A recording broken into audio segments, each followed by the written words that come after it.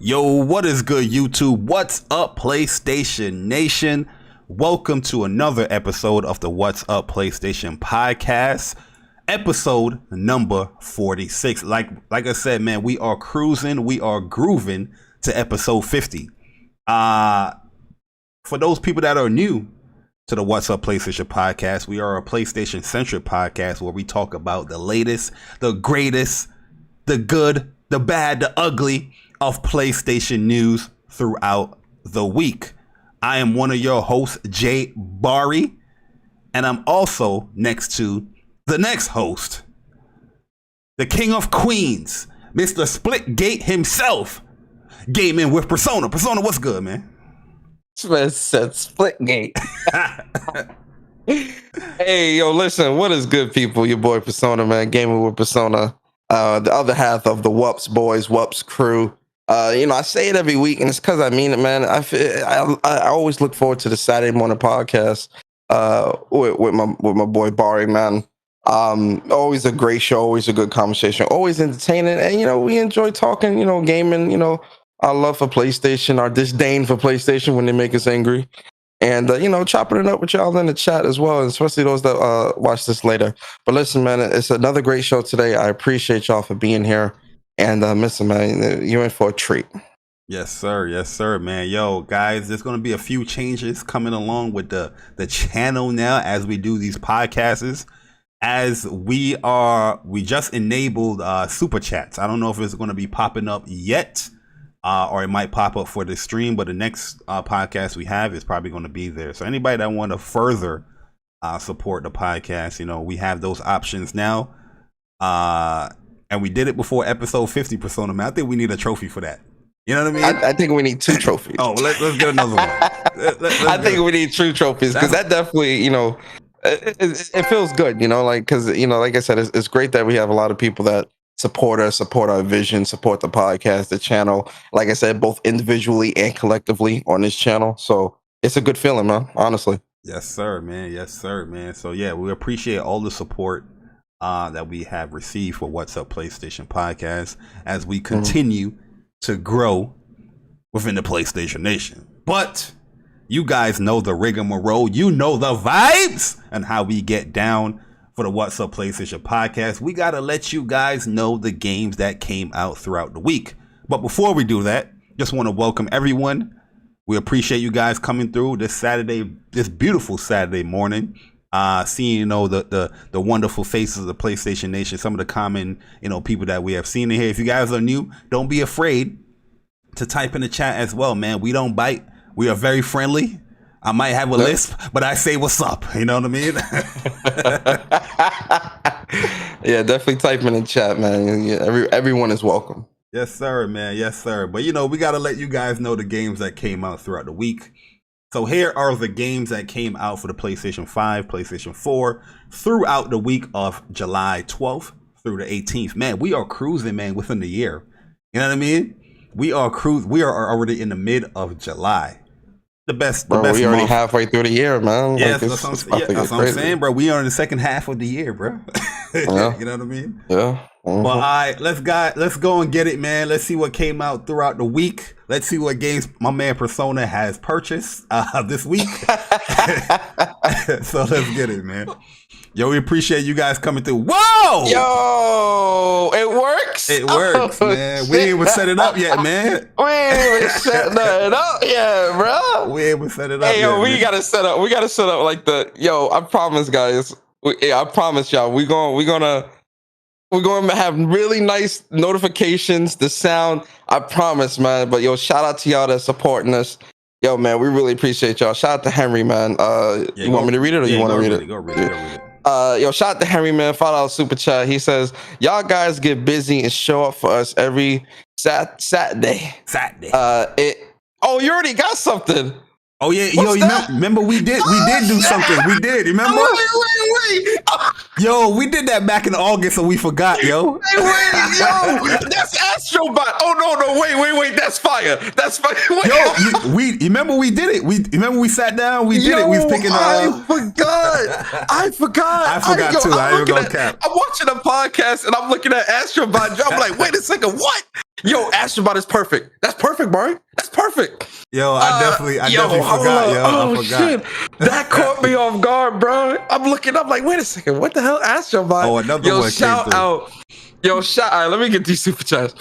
Yeah, I love that Astrobot. That is so perfect. Yo, Henry said, y'all guys get busy and show up for us every Saturday. It's the least we can do for y'all cats, man. Yo, we appreciate it, man. 100%. And then, yo, shout out to Ghost Dog, man. He says, we in the zone. What's up, guys? Let's talk some games. I'm having fun. PlayStation forever. Let's go. Always. Man. Let's go. Appreciate Corey, too. You know the vibes, man. You know that's a masterpiece right there, man. People think I be capping. That's a masterpiece. Facts. But let's get into these other masterpieces that, like I said, my man Persona be. Oh, God. Yo, that did call me because when the first one came, I was like, oh yeah, I remember that meeting back in like August, bro. We was like, yo, we got to pick some animation. You remember we was like, yo, we gonna get to 1K by the end of September. That was our original goal. Yeah. So we wanted to set everything up like before everything got there.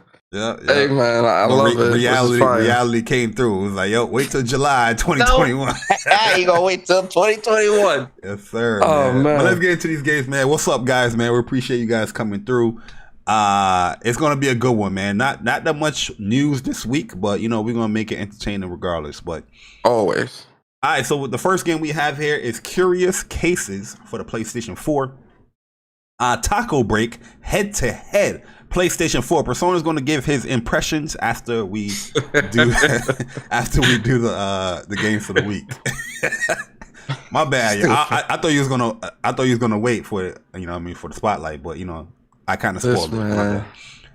Where the Heart Leads for the PlayStation 5 and 4. Wasn't Kiss Move like hyping this game up for the other platform? He might have. I think I remember. Ain't this like a novel type of game? Like one of those. I think it's one of them story. One of those story type games. But Wizard for the PlayStation 4. Then we have Bat Barbian. Testament of the Primordials for the PlayStation 4, Bullseye for the PlayStation 4, Little Witch Academia VR Broom Racing for the PlayStation VR. Anything Little Witch Academia, it pisses me off because after seeing the show and when they were coming out with that game, I bought that game. I was super hyped. What was it, like 4 years ago? Yeah. I was super hyped. I can't wait to play. So I'm playing the game. And it was trash, bro. That time shit where you needed to do specific things at specific times and all this. So anything I see Little Witch Academia, I get mad because it takes me back to when I bought that damn game and it was just not what I was expecting. I love that anime too, man. Little Witch Academia. Your anime is fire. I remember when that game came out, man. I was like, yo, I'm gonna wait. And then Persona got it, told me about some time jump. I was like, oh, there we go. Nope. It's a no-go. So next we have here is Lost at Sea. I know this game came out on other platforms before PlayStation. This is isn't this the EA game they showed off last year at E3, right? This is the walking simulator with the girl, with the lady.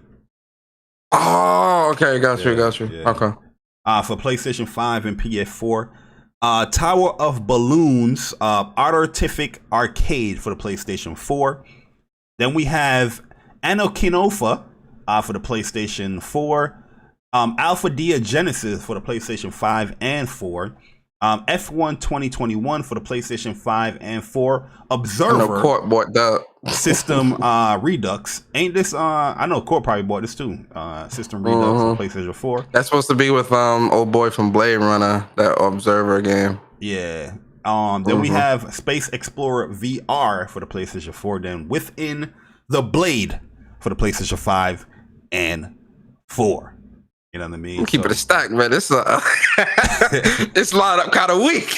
Hey yo, man, listen, man. It's a little weak this week. Alpha Dia Genesis sound cool. You know what I mean? The name just sounds cool. It sounds like ain't no cool sounding names this week. These all kind of regular. Kind of a weak. Nah, nobody got that. All right, cool.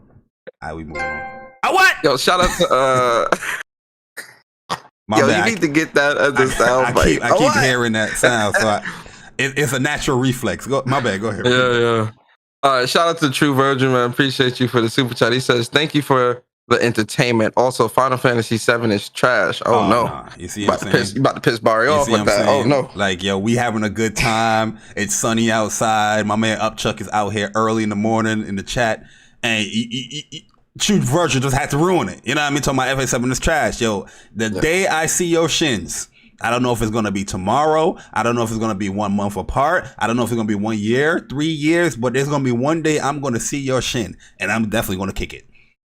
Kick them shins, man. Can't disrespect the greatness. That's a fact, man. That's a fact, man. But yo, Persona, man, let's move on to the spotlight game of the week. You want to do the facts, or you want to do spotlight first? All right, we do the PlayStation fact. By the way, guys, we have a poll going up right now, talking about PlayStation like a portable device. So, you know, if you guys want to participate, definitely scroll on up. The poll is going to be right there in the top of the chat, and cast a vote, man. We're gonna come together and talk about it later. You know what I mean? Yep. But all right, here's another PlayStation fun fact for this week. Did you guys know?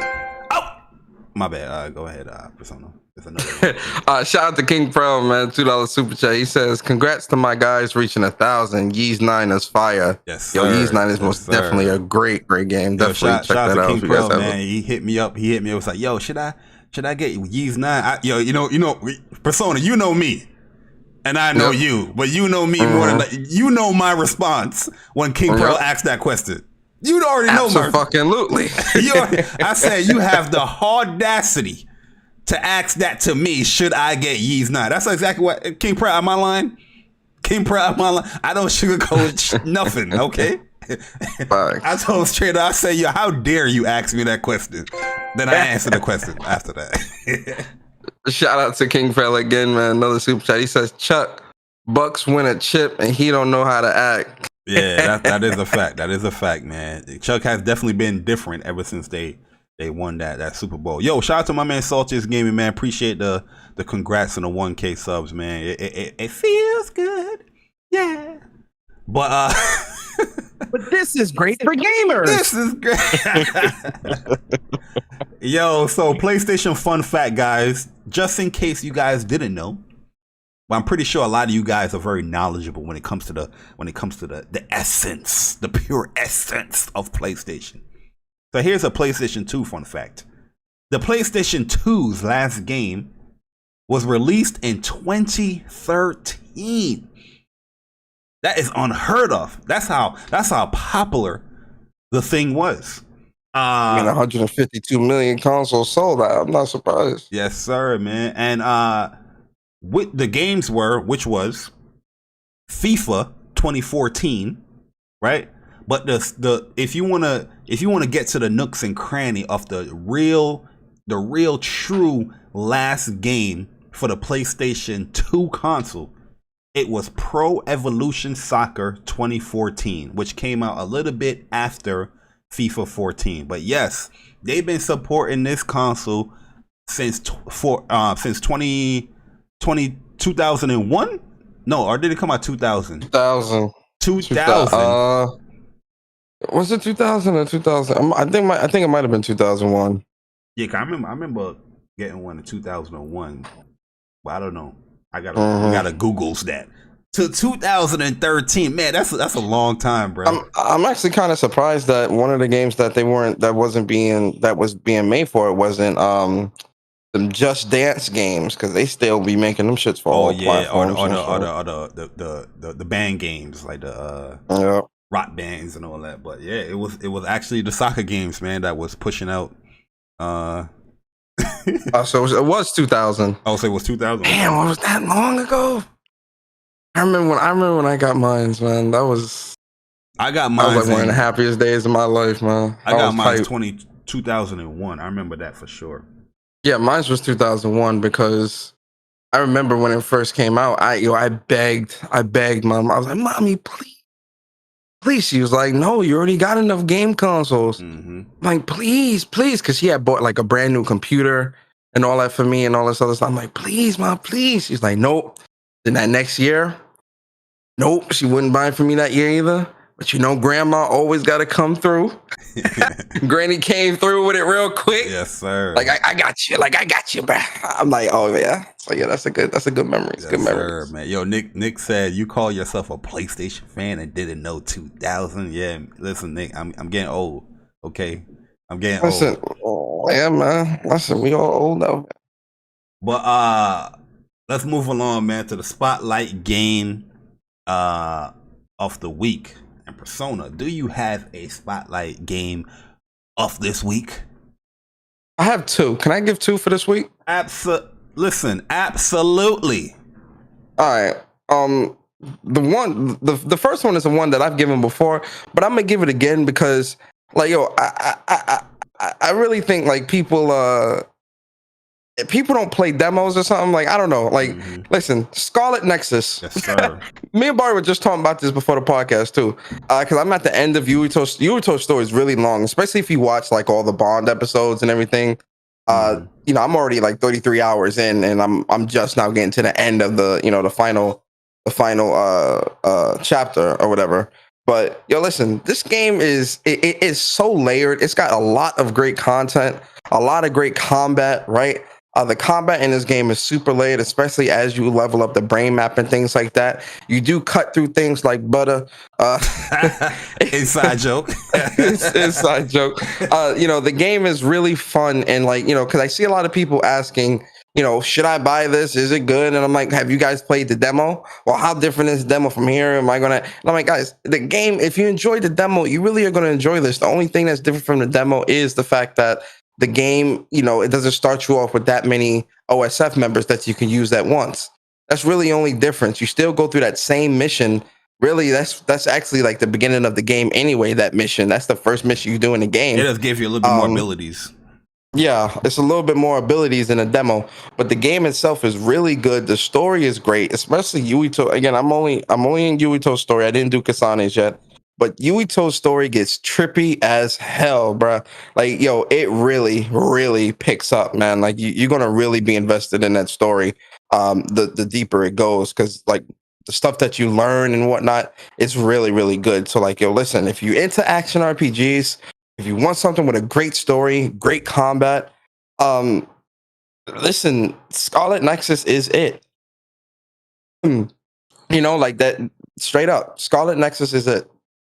Now, the second one is this one is kind of tentative, but Splitgate. And I'm gonna stream this game later on today on my channel. But you know, Splitgate. Think of Splitgate as like a poor man's Halo. Oh shit! I'm not even kidding. It's disrespectful. Very disrespectful. No, it's a great game. Like, I do enjoy it.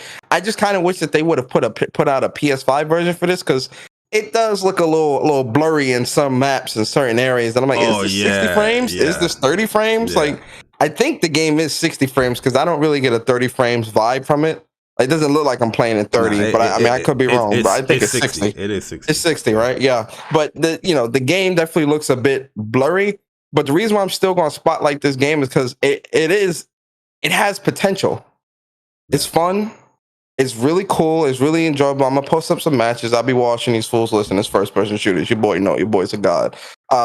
It's a really fun game. And it's a free beta on the PlayStation Store right now. So you all can download it and play it. I think you guys should definitely check it out. I need to play a little bit more of it, but I do enjoy it. From what I've played last night, I really, really do enjoy the game. So yes, Splitgate for sure.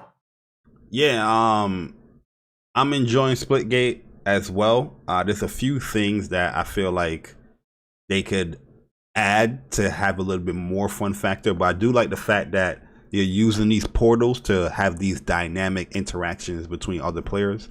And you can tell, like, when you use all the mechanics as far as the portals and stuff, yeah, you can definitely be watching dudes, because there's a lot of people that be coming out of these spawns and you know they're just running around aiming. It's like, what's going on? They're just getting clapped. And you see a lot of people rage. Listen, yo, My bad, Persona. I gotta go on a little rant real quick, man. Go ahead. You know what I mean? Because all I see on Twitter, all I see people talk about on YouTube is that they talk about, oh, they need multiplayer games. They need all these multiplayer. They love multiplayer. Oh my God, multiplayer. But when they start to play a multiplayer game, they can't stay in the goddamn lobby for the whole match. It's pissing me off, man.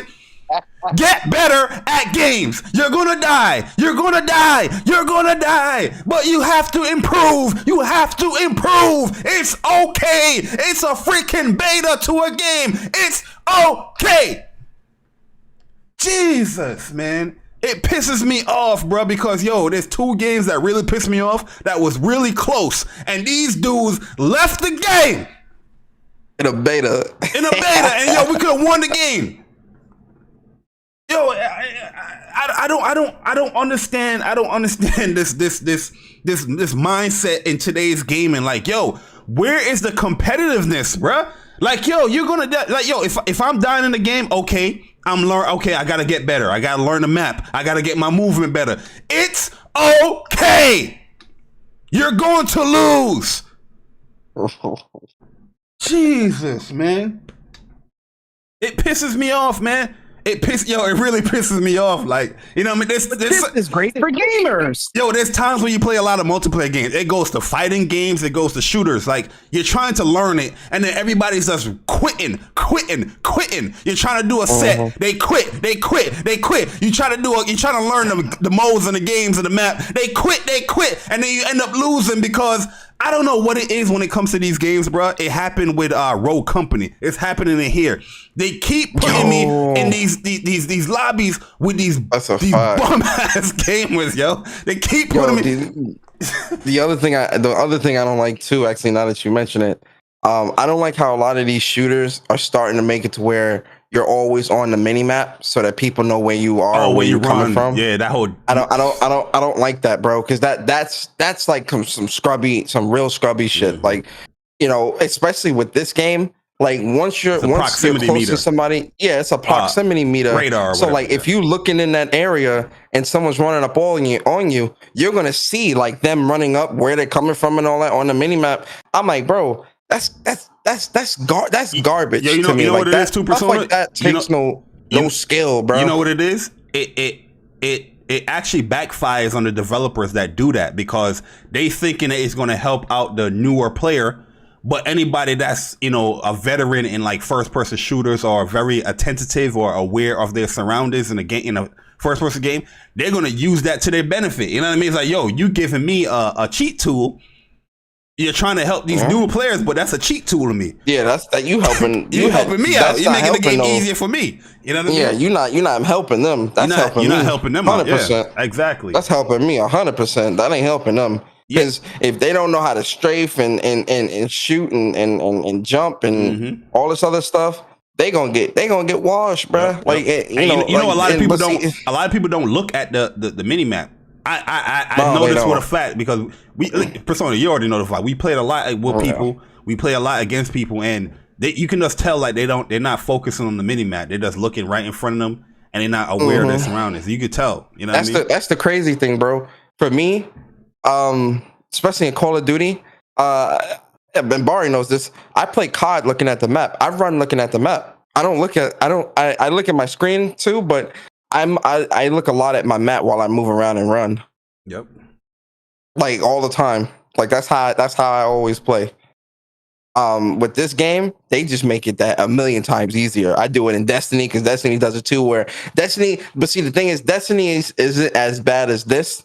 But they do still have like the little red line that'll show like in like a different a compass direction or something like that. It reminded me of Destiny the way how it is. This one's a little bit more prominent. This one is worse. This one is much worse. This one it gives you a red dot and a direction where the dude is at. But it's like I was gonna say it's like point by point. Like know where exactly where they're coming from. That junk the heart, bro. Yo, they give you a heart that's on the map on the mini map straight up. Yeah. But see, stuff like that is what kills multiplayer for me because it's like, yo, man, you put all these things in the game and then you wonder why, like, you put out new multiplayers and people don't play them when they're not exactly like that all the time. Oh, why is the map not there? Why is this not here? Why is that not there? Because some of these developers, you got to stop hand holding. And, to kind of, not to go on a tangent, but I think the reason why this happens is because, I think some developers think if they make it as accessible as possible, that means more people will play and more people will spend money. No, no, because, a lot of people don't stick with games anyway. Yep. So you better off making a game that you truly want and get a core community of people that really are going to stick with the game and play the game. All the noob shit they put in Destiny, right? Destiny's community is still shrinking by the day. And you know who they're losing? They're losing the hardcore. They're losing a lot of the hardcores. And casuals, they suck anyway. It's pretty sad. It's where we're at in gaming today, man. Like, I feel like hardcore gamers are getting pushed out. Well, not pushed out, but they're not being looked at. No, they're getting pushed out. They're not being looked at as far as when it comes to the development of these games. But like, what my biggest dislikes in Splitgate so far is the fact that I would like more movement options, like better vaulting. I feel like if you vault in this game, like say you jetpack up and you're trying to climb up on a ledge or an edge, you're gonna die because it takes so long. Yeah, I don't like that. They gotta speed up that jetpack. Yeah, it take a little bit too long, and I feel like they should add a slide, man. Add a slide to it, man, because there's many times I'm running, then I'm out here crouching, I'm like, oh, there's no slide. You know what I mean? But if they had a slide to that would be kind of fire. But I think it's a pretty cool game. They got a good little start there. It's definitely, it got the free to play stench on it, which it is, I think, a free to play game. But I like the concept of it, of being free to play stench. Of being the whole portals, while you play the game, because you can use the portals offensively or defensively. They don't limit you when it comes to the portal. You know what I mean? So it's pretty. Try it out, guys. It's a pretty good game. But I'm a cheat when it comes to my my spotlight games. So I already told you guys that I'm going to be spotlighting this game until the game come out, which is Neo: The World Ends With You. I think you guys should, definitely invest your time into researching on the game or watching the trailers or whatnot, because the game is dope. It's very stylistic. It's a great RPG. I like what they did with the new battle system. It's definitely going to be a cool game, man. So yeah, Neo: The World Ends With You. It comes out July 27th, the day before my birthday.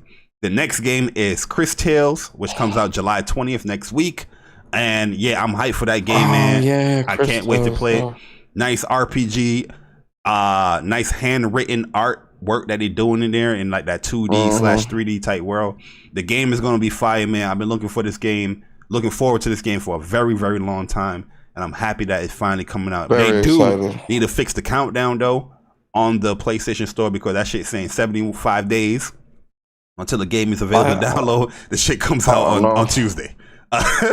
So they need to fix that. And last but not least, man, Streets of Rage 4 Mr. X Nightmare DLC, man. It is fire, yo. The new additions to the characters, fire. I haven't played the survival mode yet, but I like the fact that they added a training mode to the game, because a lot of people be like, oh, the combos is whack in this game. Nah, man, you got to explore these games, man. It's some dope stuff you can do in the game. And I've been playing it off and on here and there, man. It's just been a fun time getting back into Streets of Rage 4, because I really loved that game last year, and the fact that they're supporting it even further, it's really, really dope, man, to see, man, to just add more longevity towards that game. So yeah, those are my 3 spotlight games, man. A third game real quick, since we really cheating today. Yes, sir. Tribes of Midgar. This game, like, I don't know if you guys seen the gameplay. I think you should have, especially if you watched this show or watched State of Play, most recent State of Play. But this game just looks so fun. The combat looks great. The RPG elements look like it's gonna be really cool, really deep, and it looks like there's really gonna be a lot that you can do in this game. And like the boss battles look great. You can play up to 10 players, build your own tribe and whatnot. I really love it, man. Like I'm sold on that. And so, like, that's another game I think you guys should look out for and definitely check out, because it's definitely up my alley. I'm definitely gonna play it, give my thoughts on it on my channel as well. Probably stream a little bit of it when it come out. It's gonna be pretty cool. July 27th. Oh shit! Same day as Neo. Remember, that's why you were saying like, yo, that's releasing at a bad time, Yeah, because bad Neo, time, bro. which true, I'm definitely going to, put time into Neo and put time into this, but I'm really intrigued by that Tries of Midgar, and I really want to try that out and play it. So, that's a game I think folks should definitely look at, pay attention to and check out as well. Oh, lit, man. Yo, Corey, absolutely. Every day, every spotlight Final Fantasy VII remake is should be spotlighted, to be honest with you. But we're trying to be nice, okay? We're trying to be nice. But let's get on to the news, Persona, man, because like I said, it's been a light week for news, but there's stuff there. And this is one of the bigger ones that has come to the PlayStation Nation, or has hit the PlayStation Nation, with the acknowledgement of GhostWire Tokyo being delayed till 2022. So here is the statement that Tango Games has written up for the PlayStation Nation. Okay, so we have made a decision to delay the launch of GhostWire Tokyo to early, and I say early, 2022.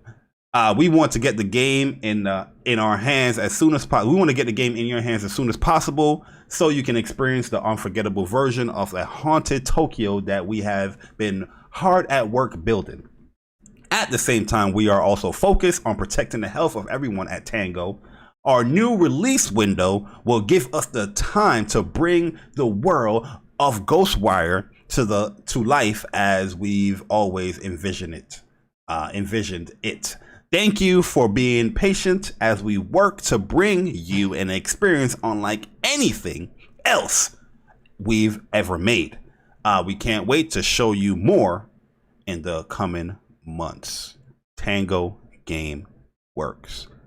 Persona. What are your What are your thoughts, man, on GhostWire Tokyo being delayed to now, wink wink, or hand expressions, early 2022? I gotta be honest, like, we hadn't really heard too much about this game this year. I think we only seen it at one show this year, earlier in the year, and we really didn't hear much else after the fact. We definitely were seeing more of Deathloop than this game. Absolutely. But I'll be honest, this game, I was never really this game didn't really look appealing to me anyway. Like, when we seen the gameplay and whatnot, I'm just like, I'm good on this. This is fine. Maybe if it was in third person, I don't know. I just feel like a game like that should be in third person, especially with what he's doing. Mm-hmm. And all the stuff you're doing. It feels like a cross between like Mirror's Edge, Dishonored, and some stuff like that. I'm like, I'm good. But in terms of this game, I'm not surprised at the delay, especially after what we saw with Deathloop. I figured, they wouldn't want to release. I figured they wouldn't want to release GhostWire, that late in the year anyway. They definitely want to capitalize on those sales. So it's delayed. It is what it is. I'm not picking this up. So, I'm really unbothered by this personally. Yeah, man. Like, we haven't really seen so much of GhostWire Tokyo. We had that one trailer at that PlayStation showcase, and then we had that another little snippet of like, gameplay or whatnot within a PlayStation trailer, let you know the upcoming games and stuff for PlayStation 5.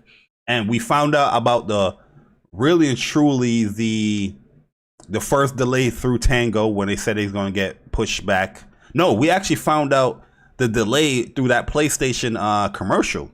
That little ad where showed off all the upcoming games with the Gran Turismo and GhostWire was in there. It was like second half of 2021. That's when we really found out a delay for this game.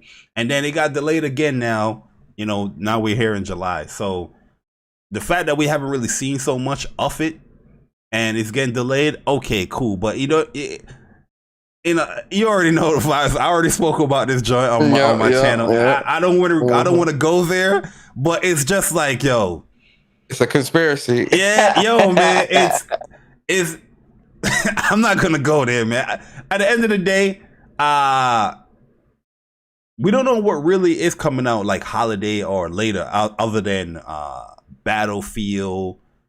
We know COD. We don't even know when COD is releasing yet. That's this year definitely. The pandemic and whatnot definitely you can definitely tell it's affected the industry because we would have seen COD in June. Yeah, we just seen the COD And like then we- single player and then trailer we- for sure. Yeah, we would have got the multiplayer in August. Yeah. Then we would have got the beta in September. We have not gotten anything yet from Call of Duty. Yeah. So the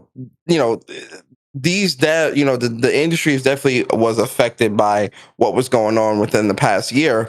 But at the same time, I got a different take with Call of Duty as well. Like I said, I agree with the whole COVID kind of mess up things up a lot, but I feel like that COVID is becoming that excuse that is just too common now, right? Which like I said, it's a good excuse. It's an understandable excuse. But it's just but a lot of I'm sorry to cut you off, but a lot of people were working from home. I will say that, and no, it's not a blanket excuse. No, but I mean, you and I've been working. You've been working from home for how long? I've been working from home for how long? You get what I'm saying? Yeah, and you gave a release date during the pandemic. You know what I mean? Or you gave a release window during the pandemic. So obviously, you had some type of inkling of when the game should be available to go. But my thing is that when it comes to like Call of Duty as well, I just feel like the focus has been so much on Warzone.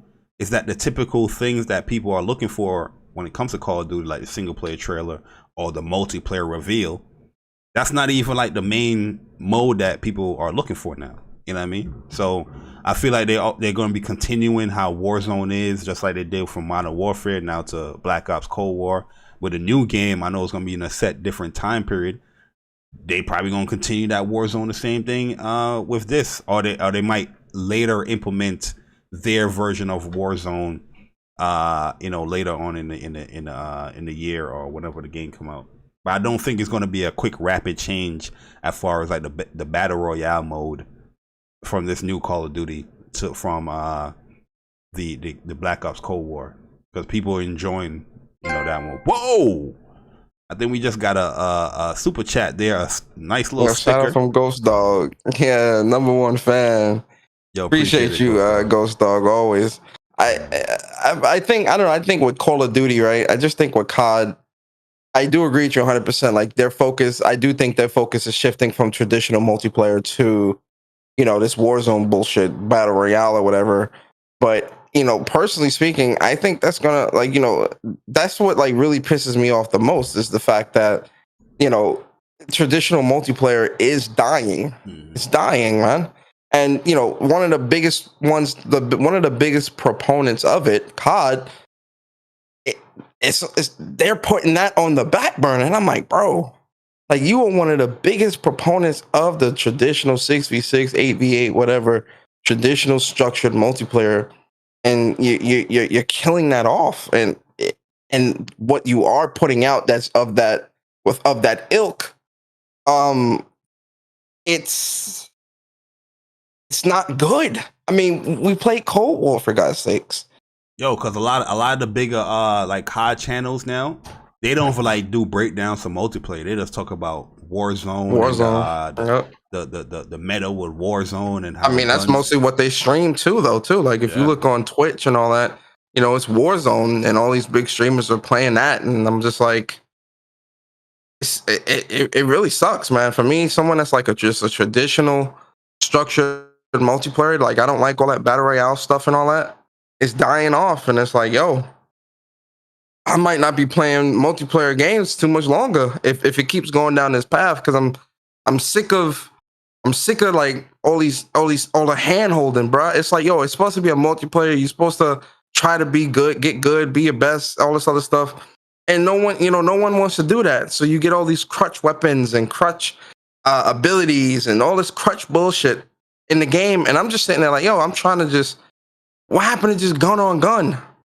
Yo, the thing is what pissed me off too with multiplayer. I know we going on a little tangent here, but the thing that's pissed me off too is that a lot of them is becoming these free to play multiplayer where they're adding these battle passes, and like the main menu of like these multiplayer games, it's just such a clusterfuck now.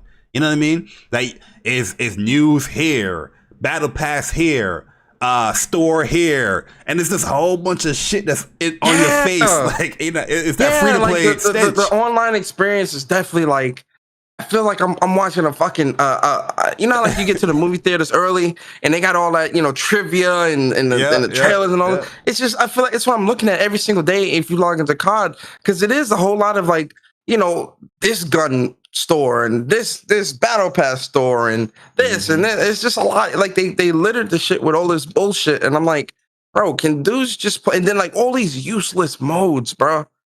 Useless modes, chopping up the maps. You giving only four or five maps for 6v6, and then you got, we're giving you 20 maps. No, you're giving 5 maps for 6v6, 5 maps for 2v2, and all this other stuff. Like, you're not really giving me 20 maps, because I can't play these maps in a 6v6 team deathmatch, kill confirmed, or domination. Those are the modes I play. It's sad, man. Like, as a long time Call of Duty or just an FPS player, period, it's sad. And that's part of the reason. And like, disclaimer, this is a PlayStation podcast. We're kind of going on a tangent a bit. I'm sorry, guys, but this is part of the reason why I'm excited for Halo, because I'm hoping that it does bring back that traditional just gun on gun. Let me strafe shoot and try to be nice and all this other stuff. I'm excited for it. I really am. Yeah. I need a shooter, but we talked enough about that. Yeah, that's a fact, man. That's a fact. But yeah, we'll move along. Yeah, so GhostWire, guys, has been delayed. If you guys are interested in it, just gotta wait a little bit longer to play it. Hopefully, they implement DualSense features day one. You know what I mean? Or shout out to True Virgil, man. Appreciate you, bro. He says, can we get membership on this channel? Also, my cleats and shin guards are Bari, and COD is great. You boys need to get better. Hey, so to answer your first question, we are going to have memberships on the channel, guys, but we don't like to do things half-assed. So just give us a bit. Let us, create some nice emotes, nice badges and whatnot. Memberships will be ready soon. Yo, Scartra, definitely I'm gonna see what happens with Battlefield. I'm not gonna pre-order it yet because I don't want to commit to something yet like that. But I want to see the full lineup of the holiday before I commit to Battlefield. You know what I mean? But I'm 1 foot in, 1 foot out. I'm gonna be honest. Like I keep saying I'm gonna buy it, and like every time I can look in the store, I hover over Battlefield, and I'm so close to hitting that confirmed purchase, but then I'm like, Nah, let me pull back, man, because this just, I've played Battlefields. I played these Battlefields, and every time I give one a chance, I played 4, I played 1, I didn't play 5. I played Hardline. I give these Battlefields a chance. I play like 6-7 matches. I'm like, this shit is garbage, man. It's just not. Yeah, I have them all. I just don't play. 4 is the most I probably play for Battlefield, though. Real talk. I'm in wait and see mode with Battlefield. I'm very close though. Like if I do buy it, y'all will know, trust me, and I'll definitely try to play it and give it a good chance. But let me see what COD looking like. Let me see what the rest of the year looking like for shooters, and then I'll decide for Battlefield. Oh man, I can't wait for the day when COD gets revealed, man. We'll see if it's gonna be a buy or not too, man. Yo, bro, I haven't played Call of Duty since December 2020, dog.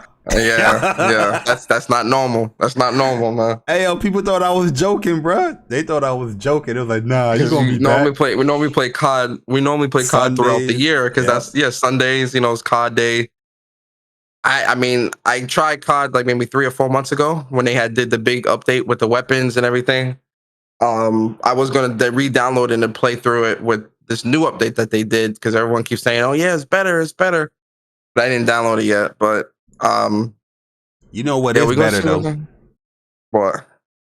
On July 20th, Dirt 5 will be implementing full haptic and adaptive trigger support for the DualSense controller. So they're going to be fully implementing the DualSense features now to Dirt 5, man. So Persona, what's your thoughts on Dirt 5 finally catching up to snuff here when it comes to the Dual 5 and 3D audio and all that stuff for the PlayStation 5? Well, first off, I want to give a shout out to you because I watched your show. We Gonna Talk 2 nights ago, and yo, listen, I'm gonna repeat it here. This should have been in the game at the launch of the game. And weren't they making excuses as to why this wasn't here or something like that? Like, I was trying to find an article where they were talking about PlayStation 5's features, and I remember, I might be wrong, but I thought they said something about why they didn't have the DualSense and all this bullshit. Listen, this should have been in the game at launch, 100%. The fact that it wasn't, I'm like, I don't really care about dirt anyway, so it's not really that big a deal to me. But you know, it should have been there at launch, 100%. Yo, the 3D because audio there were wasn't next even gen there. versions at launch for this game. Yeah, The 3D audio wasn't even there at launch. You know what I mean? Like, yo, like I get that, you know, you have business moves in gaming, but it's just stuff like this. Like, yeah, and shout out to my man Magnificent, where he sent me an article or a video on the dev diary for Dirt when it was like they was talking about adding it later and all that stuff to it. But at the end of the day, it should be there day one. You know what I mean? Like I understand you adding like content and you know, other stuff there, you know, later on to you know, to bring some longevity to the game, but bruh, you're gonna fully implement the haptic triggers and the haptic feedback and the adaptive triggers, you know, 8 months later. You know what I mean? It just sounds off. Everyone moved on. It's like, it sounds off, man. It's just like, yo, bro, like, imagine if people would have bought your game and fully experienced the DualSense with your game, a racing game that people probably looking forward to have full features when it comes to the DualSense. You just messed your own self up with that. You know what I mean? Like, I know. I remember I said I wasn't gonna buy this game because they were bullshitting when it comes to the cross save. It looked like you don't want to put the extra work in there, and you was bullshitting when it comes to the DualSense and the 3D audio. You don't want to put the features that were going to set the PlayStation 5 version differently than the other platforms. You know what I mean? Day one. Now you want to do it 8 months later. You know what I mean? Which kind of pissed me off, man, at the end of the day. Because whether it's the other platforms or it's PS5, if a certain console or, you know, platform can do specific things for multi-plat games, you should incorporate those things as, you know, for that platform. It's going to set it differently, you know what I mean? Or have a different scope of how far as how people want to play or decide whether they want to play that game on that platform or this platform. But I feel like you kind of negated that stuff because you wanted some parity where people doesn't just like, oh, you're fully implementing the DualSense, you're using the PlayStation stuff. I'm getting Dirt 5 on PS5. Now you want to do it 8 months later. Nah, man, you full of shit. No one cares 8 months later. Yeah, you full of shit. I'm keeping it a stack. No one cares 8 months later. This, like I said, this should have been done at launch. And I hope they listen too. You know, I mean, but me personally, the funny thing is, you know, I'm keeping a stack. I wasn't buying this game anyway. I said the game it didn't really look that appealing to me back then or now. Like, I'm just not really into racers like that too much anymore. Mm-hmm. So. But for those that would have wanted it, you know, having that adaptive feedback and triggers and all that stuff on a racer, man, that would be fantastic. Yeah. But, you know, because that's what you would expect. I know people say, yo, those features was there day one, but they weren't fully implemented day one. Not like how they're talking about it in the article, where you're feeling everything, you're feeling the trigger, you're feeling the haptic feedback as you go off the road. I feel like they try to put a lot of parity there, so there won't be a difference or a huge difference where people can be like, "Yo, I want to go and get it." Getting the best experience on PlayStation, yeah, on PlayStation, even though it had the marketing deal elsewhere for the other so you know the vibes. I know the vibes. You know the vibes. I know the vibes. I know. But you already know what you know the vibes with as well, Persona, because you know we spoke about it. The PlayStation Nation was slapping people up on Twitter all over the place. Let these guys know. But Ghost of Tsushima director's cut, you know, Iki Island is reportedly to add 15 to 20 hours of gameplay for this expansion. So that is no light feat right there, adding 15 to 20 hours of gameplay in this director's cut with the Iki Island expansion, man. So how you feel about that, Persona? You know, a lot of people talking about, you know, the $10 and all that stuff, you know, I mean, which they're not equating to that. Yes, it's not only the PS4 version that's getting a director's cut. There's new work that's being added as well with the PS5. So that's why you're seeing a $10 price hike. But what's your thoughts on this, man? 15 to 20 hours. Is that too short for you, Persona? So Barry, this is the gaming politician. Mr. Gaming Politician. I just want to apologize to you from last week's show, because last week I gave you a bunch of shit when I was talking about why Ghost of Tsushima should give us the PS5 upgrades for free. Right?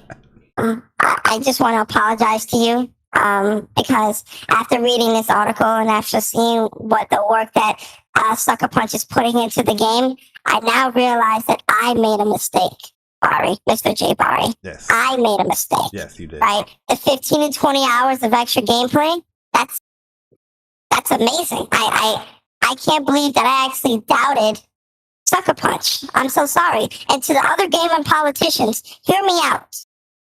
To the other gaming politicians, hear me out, yes. Okay? Mr. Jay Bari and Persona, they're right. Maybe we are overreacting about the $10 upgrade of the Ghost of Tsushima for the PlayStation 5. Listen, I'm a gaming politician too, guys. Okay? Hear me out. Maybe Persona and Bari are right. Okay? Just hear them out. Okay? Just pay the $10, guys. You're getting a lot of content here, a lot of quality.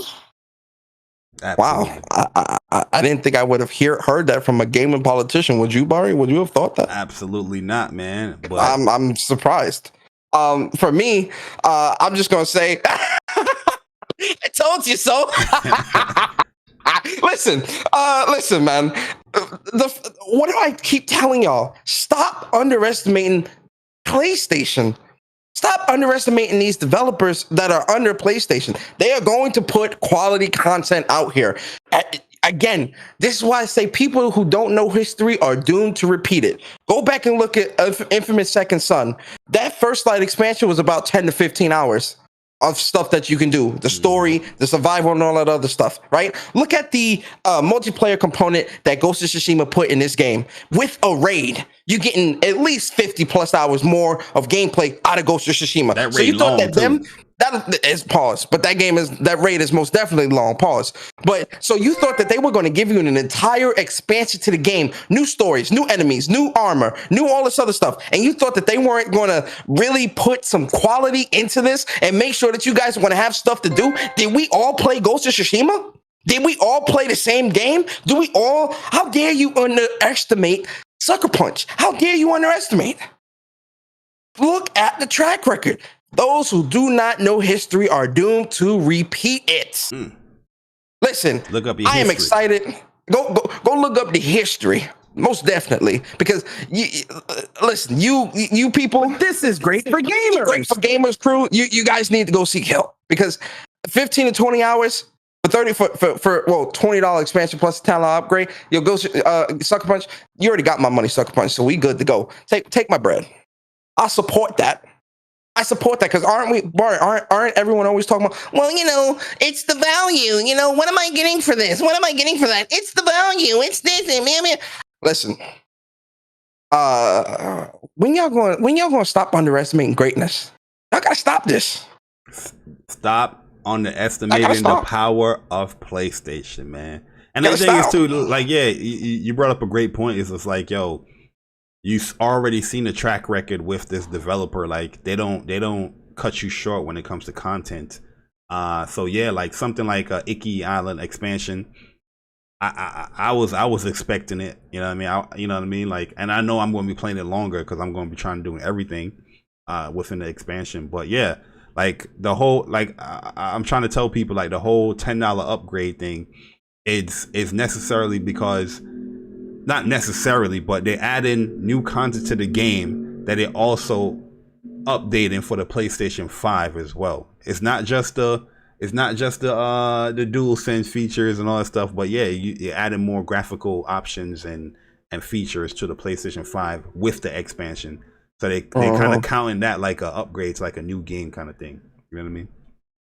Let me get these super chats. Yes, sir. Yeah, let me read these off. Yo, shout out to Game Over Brian, man. This guy is funny. Shout out to Game Over Brian. He says, hey guys, great show. Question for the legendary Persona. When upgrading Final Fantasy VII Remake, do trophies pop automatically? P.S. Just got platinum and my name is Mayo too. Yo, shout out to Game Over Brian. Yes. Yes, Game Over Brian. The trophies pop. Shout out he Matador. is gonna ask you that forever, dog. Yo, that's a fact, and I appreciate Game Over Brian, man. El Matador, man, appreciate you, man, for the super chat. He says, what's good, guys? Everybody in the chat, show some love to this, guys, and also for Ghost of Tsushima, Ghost of Greatness, baby, the game of my life. Hashtag Sucker Punch Beast Mode. That's a fact. Ghost of Tsushima definitely one of the best games to come out last year, 100%. Absolutely. Yo, Gamer Forte, man, I appreciate you for the super chat, man. Forte. Yeah, shout out to Forte. He says, congratulations on hitting 1K. Love the chemistry you guys bring. Just wanted to show some support and hope you guys have a great gaming weekend. Yo, man, Forte, appreciate you, man. Appreciate it. Thank you, man, for the support. We definitely appreciate you, man. And then yo, Magnificent, man, appreciate you, man. He says, Roman, cancel that like button, PS Nation. Let's go, hit that like button. That's a fact. you gotta optimize that hitting the like button with that RC. You heard? Fact. Shout out to everybody, man. Appreciate y'all so much. Yep. But yo, you know what I appreciate though, Persona? What's that? New games coming to PlayStation 5 that's implementing the PlayStation 5 features right away. I'm looking at the show online. I know the definitive addition to the Falconeer is now coming to the PlayStation 5, immersing players into the world of the Falconeer using the power of the PlayStation 5, man. So yeah, August 5th, the Falconeer is soaring to the PlayStation 5. That's bringing 4K native support, 60 frames per second, fast load times, haptic feedback, plus more, man. So they're fully utilizing this DualSense controller. Oh, let me put the HD version on. You know what I mean? We don't do that. We don't do that SD out here. But this is a game that, not saying that I was interested in it, but when it came to like the other platform and their launch games, I felt like this is the game that people should, get or play, because it's the only one that had some type of uniqueness, in my opinion. But I wasn't interested in the game. Still not really interested in the game, even on PS5. Because it is. I'm just not really interested in the game. I'll have to. I'll tell you why I'm not interested. It comes out in August, and what comes out in August? Hades, Ghost of Tsushima, Iki Island. Yeah. Kina. Yep. I'm sorry, Falconeer. You are the weakest link. Goodbye. You got to fall by the wayside. The game is too, Persona. I'm not interested in it, but I'm curious on how they implement the DualSense. Right. Mm-hmm. So now I'm like curious, like, yo, I want to experience it so I can talk about it. It's weird, right? Because I'm really not interested in the game, but I'm curious, like, okay, you want to fully implement the DualSense? Let me see how you're going to implement the DualSense, how it's going to feel using the adaptive triggers, using the haptic feedback, using the speakers from the controller and all that stuff. I'm really curious to see how it is. But if they would have had a demo, maybe I'd have seen it, but I guess I got to buy it just to see now. We'll see. It looks cool, like, the flying and things like that. I'm definitely not going to, shit on the game and say it doesn't look like an intriguing game, because it does look very intriguing. But, when I'm weighing this against other games that are coming out in August, that I'm going to be, focusing on, unfortunately, this is the weakest link for me. It's not one of them, yeah, for sure. Because the end of July is games coming out too. You know what I mean? Like the world ends with you. That's gonna seep into August. Into August, yeah. So it's like between Neo and Tribes of Midgar and Fist. Oh no, Fist is September. Sorry, but Neo, Tribes of Midgar, Chris Tales, you know, once I beat Yuto's story, you know, I'm pretty much preparing for Chris Tales and everything else. So it's like, you know, I really don't have time for this. And it looks like it looks Star Foxy with the whole dudes popping up here talking and all that. I don't know, man. Like I definitely want to. Good comparison actually. Okay, yeah, I can see that 100%. I'm definitely curious to see how the DualSense is, but yeah, I don't have. It's not on my radar. You know what I mean? To be honest with you, but just letting you guys. I'm sure PlayStation they should show up though and support that though. Yeah, the PlayStation sure somebody will come out. I think it's like $40 too. So if you guys want to, you know, purchase it. Falconer is finally coming to, you know, PlayStation. Yeah. I wonder if they will put like VR in there too. If they add VR to it, then that'd be cool. Then I'll probably pick it up. But also, that'd be dope. Just letting you guys know as well, man. Moving along, that Resident Evil RE-verse won't launch in July. After all, it's delayed to 2022. So the game, there's another delay here. This is the game that you get free with your purchase of RE8. And you know, they delay. It's supposed to come out this month. Actually, the reverse is supposed to launch, but they delaying it to 2022. That's a long delay.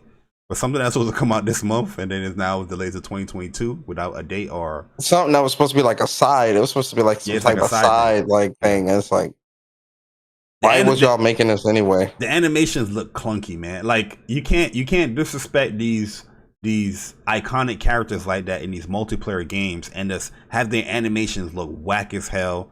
You know what I mean? It just look corny. You know what I mean? Like I get the hype that you're using all of these characters from the series and having them in a mix of multiplayer, which is a dope concept, but you have to have that junk look good. You know what I mean? You got to have that joint. That joint has to pop. Like, oh, Chris Redfield, Chris Redfield is rolling and doing a punch and it looks good. You know what I mean? Or Jill is doing a punch.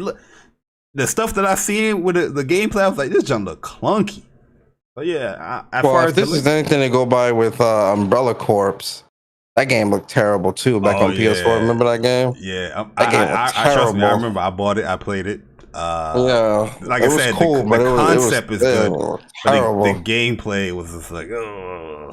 Yeah, like if you're gonna, that's the thing, man. Like, and I don't understand why, you know, especially someone like Capcom. I don't know why they keep doing that. Like, you know, if you're gonna make like a shooter style game, third person, first person, whatever, in this type of style with these types of legendary characters, you need to hire people that are experienced in this so that they can guide your team and build the best experience with that if you want the game to be successful. Yeah. If you're just putting this out as a cash grab, then, you know, keep passion swapping, project. you know, passion project, you know what they like to use.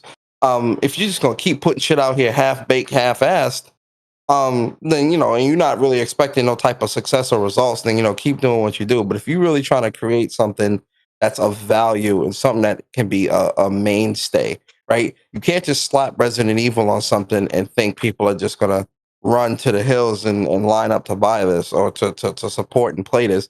You still have to put some type of quality into it. I mean, because when you look at RE8 and then you look at this, it's like, well, what the hell happened? You put a lot of time and effort into that. And then with this, it kind of just felt like you just threw this together as just like a Band-Aid. Like, no. You know what it is? And this is the problem that a lot of the industry have, man. That's the fact that the fact that you're slapping free to play on a specific game or a multiplayer game doesn't mean that it should just be like horrible at the beginning. You know what I mean? Like they slap the free to play, you know, on these games and be like, oh, get what you get when they start, and then we'll develop the game as it go along by adding. You have all these microtransactions, all this stuff. That stuff working. That stuff is fine. That stuff is implemented well in the game. But the freaking animations, the actual gameplay is garbage. Everything surrounding the game is cool though. Everything works. Oh yeah, you can buy whatever in costume pack. You can buy this. But when it comes to shooting a gun and hit detection and animations, that junk clunky as hell. Yeah. Free to play stench. That's a fact. A free to play stench, F2P. But I'm happy that they pulled it though and delayed it. You know what I mean? But we'll see how it is. But let's get into a little rumor mill here, man. Persona Man, where Miles Morales, actor, what's his name? Najee Jeter. Yeah, Najee Jeter. He kind of did a little boo boo, man. He did a little boo boo. Okay, he did a little boo boo. He he posted a tweet, posted that he was in some mocap, and it got snatched up. that jump got snatched up in like good 10 minutes, bro. Because I remember when this tweet came out, and I tried to go to the actual the Instagram or the link or whatever, or the tweet, and that jump was deleted. It was gone. So yeah, this is just the rumor is that they're mocapping or they're working on Spider-Man 2, which it's kind of common sense rumor, but we're just seeing some actual tangible evidence of them doing it with this. Yeah. So hopefully it ain't too much. Just put a smile on my face. Yes, sir, man. Because this is, first off, we all know Najee Jeter played Miles Morales in both the Spider-Man 1 and obviously his own game, Miles Morales. I am not, insider. I'm 99% sure this is Spider-Man 2 that they're working on right now. Yes, sir. I'm 99% sure. If they were, I feel like they've already been working on this for like maybe a year or two. I'm gonna be honest with you. I think they've been working on this for a while. You know what I heard? I think we had the same source. I'm hearing that they have been working on Spider-Man 2. The story is done. Now they're just mocapping, and I'm bullshitting. But in terms of like when we may see like an actual trailer for this, I think we may get a tease or something 2022. This game is definitely 2023. I think. Hell to the nah. Well, you know what? I'm not gonna say hell to the nah because the game came out 2018. Everybody slapping the code. You gotta sprinkle COVID on there like it's salt and pepper. It could, but I just feel like 2023. That's what. That's going to be 2 years. That's 5 years for the sequel. Yeah, but in the span of that 5 years, that's 3 games because you got Spider-Man 2018, 2020 was Miles Morales, which is a much smaller experience in terms of like story and whatnot. And then Spider-Man 2, which is a much larger experience, which we know is going to include, Peter Parker and Miles. They meet in, this is definitely a PS5 title. They need a bit more time. I think they need some time. Listen, Unless because Insomniac is a big team, a very, very big team. Yeah. Like I think they're like 500-600 strong. Yeah. Unless, now that Ratchet and Clank is out, the whole team might just be focused on Spider-Man 2. And if that's the case, we may see some trailers, teasers, probably end of this year or early next year, and we may actually get a date for end of next. I can see it releasing end of 2022 or early 2023. We see how efficient Insomniac can be. My hope is going to be 2022, end of 2022 or second half of 2022. But we'll see. Because 2023, I'm not negating that as well, but I just feel like 5 years.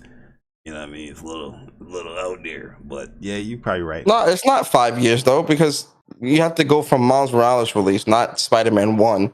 Miles Morales is 2020, 2021, 2022, 2023. That's 3 years. I'm talking about like Peter Parker's story. It's 5 years. Yeah, but you can't look at it like that because they started working on Miles Morales after the fact. And the entire team wasn't dedicated to just Spider-Man. They were making Ratchet and Clank as well. No, I understand that, but I'm saying the Peter Parker story is 5 years. Peter Parker was in Miles Morales for what, 2 minutes? You know what I mean? Like, yeah, but I'm saying like, the gap between the first game and the sequel is going to be 5 years. Miles Morales is not in-betweener. That's just telling or giving Miles his own storyline for probably something different. It's a continuation. Miles Morales is a continuation from 1 because it picks up where that left off. Yeah, but it's giving him his own story, so you can branch. Also a continuation. Yeah, because it's in the same world. You know what I mean? Yeah, but it's a continuation because after Fisk and all that stuff. I mean, Mr. Negative and all that. Peter's taking a vacation, and then it's Miles. He gets bit at the end, and then he's teaching. At the end, that end credit scene where you say like, I'm gonna teach you how to use your powers and all that stuff, and then it's 2. And two, I mean, not two, it's Miles Morales. And then Miles Morales, he's doing what he's doing. And he's learning how to, cope with his powers and fighting these enemies off and stuff like that. Yeah, but I'm saying Miles Morales is not the sequel to Spider-Man 2018, bro. It's not. No, it's not. Yeah, that's what I'm saying. It's gonna be called Miles. It's gonna be called Marvel Spider-Man, whatever tagline 2. That's the sequel. That's what I'm saying. That between 2018 and whenever if it comes out 2023, that's 5 years. That's type long. But it's understandable because they are working on Miles Morales and they was working on Ratchet and Clank. Like, I get where you're coming from, but I'm just saying, like, as far as the sequel is going to be 5 years.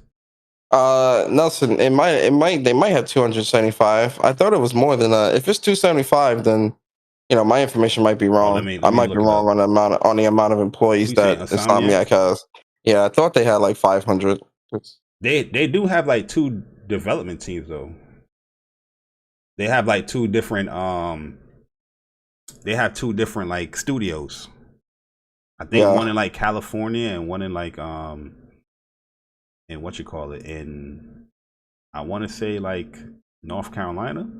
Or am I tripping? I don't know. All right, let me see how much they got here.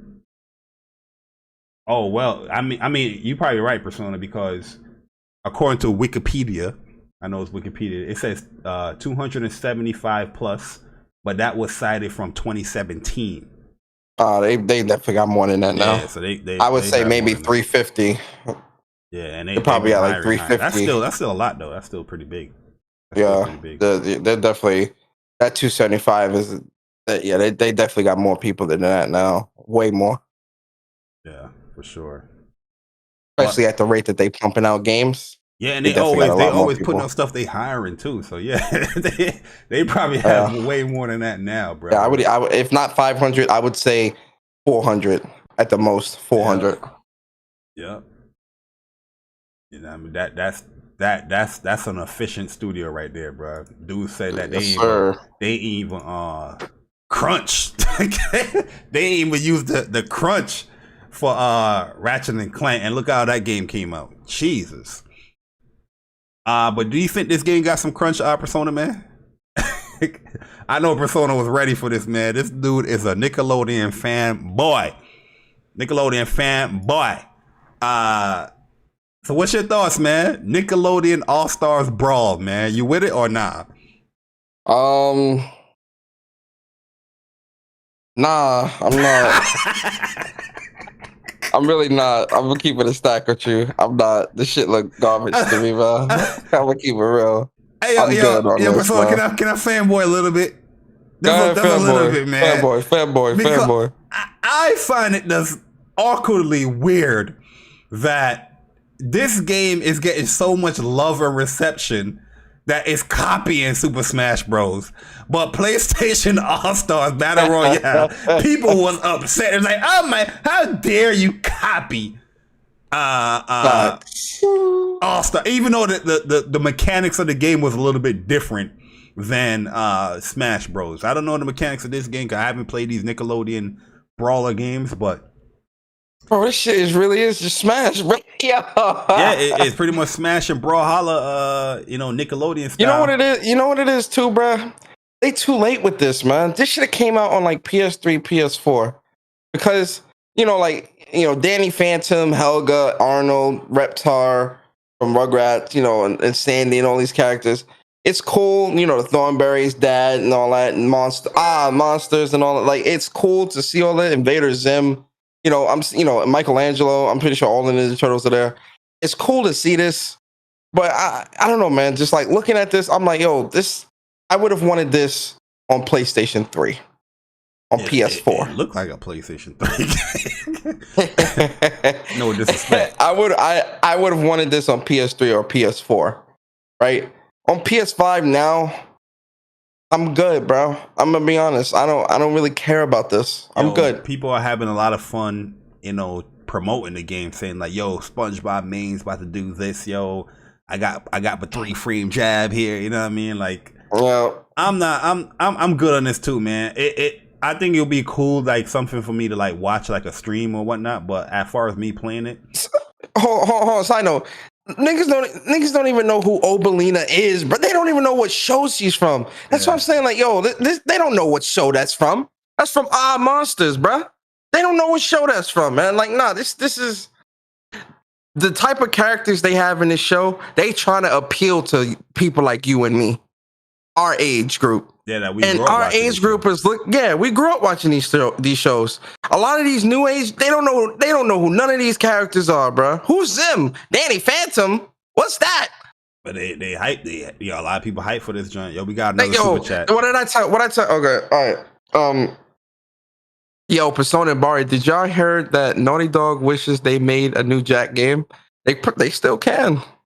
Oh, they said that they wish they made a new one. Yeah. Oh, really? They probably still could.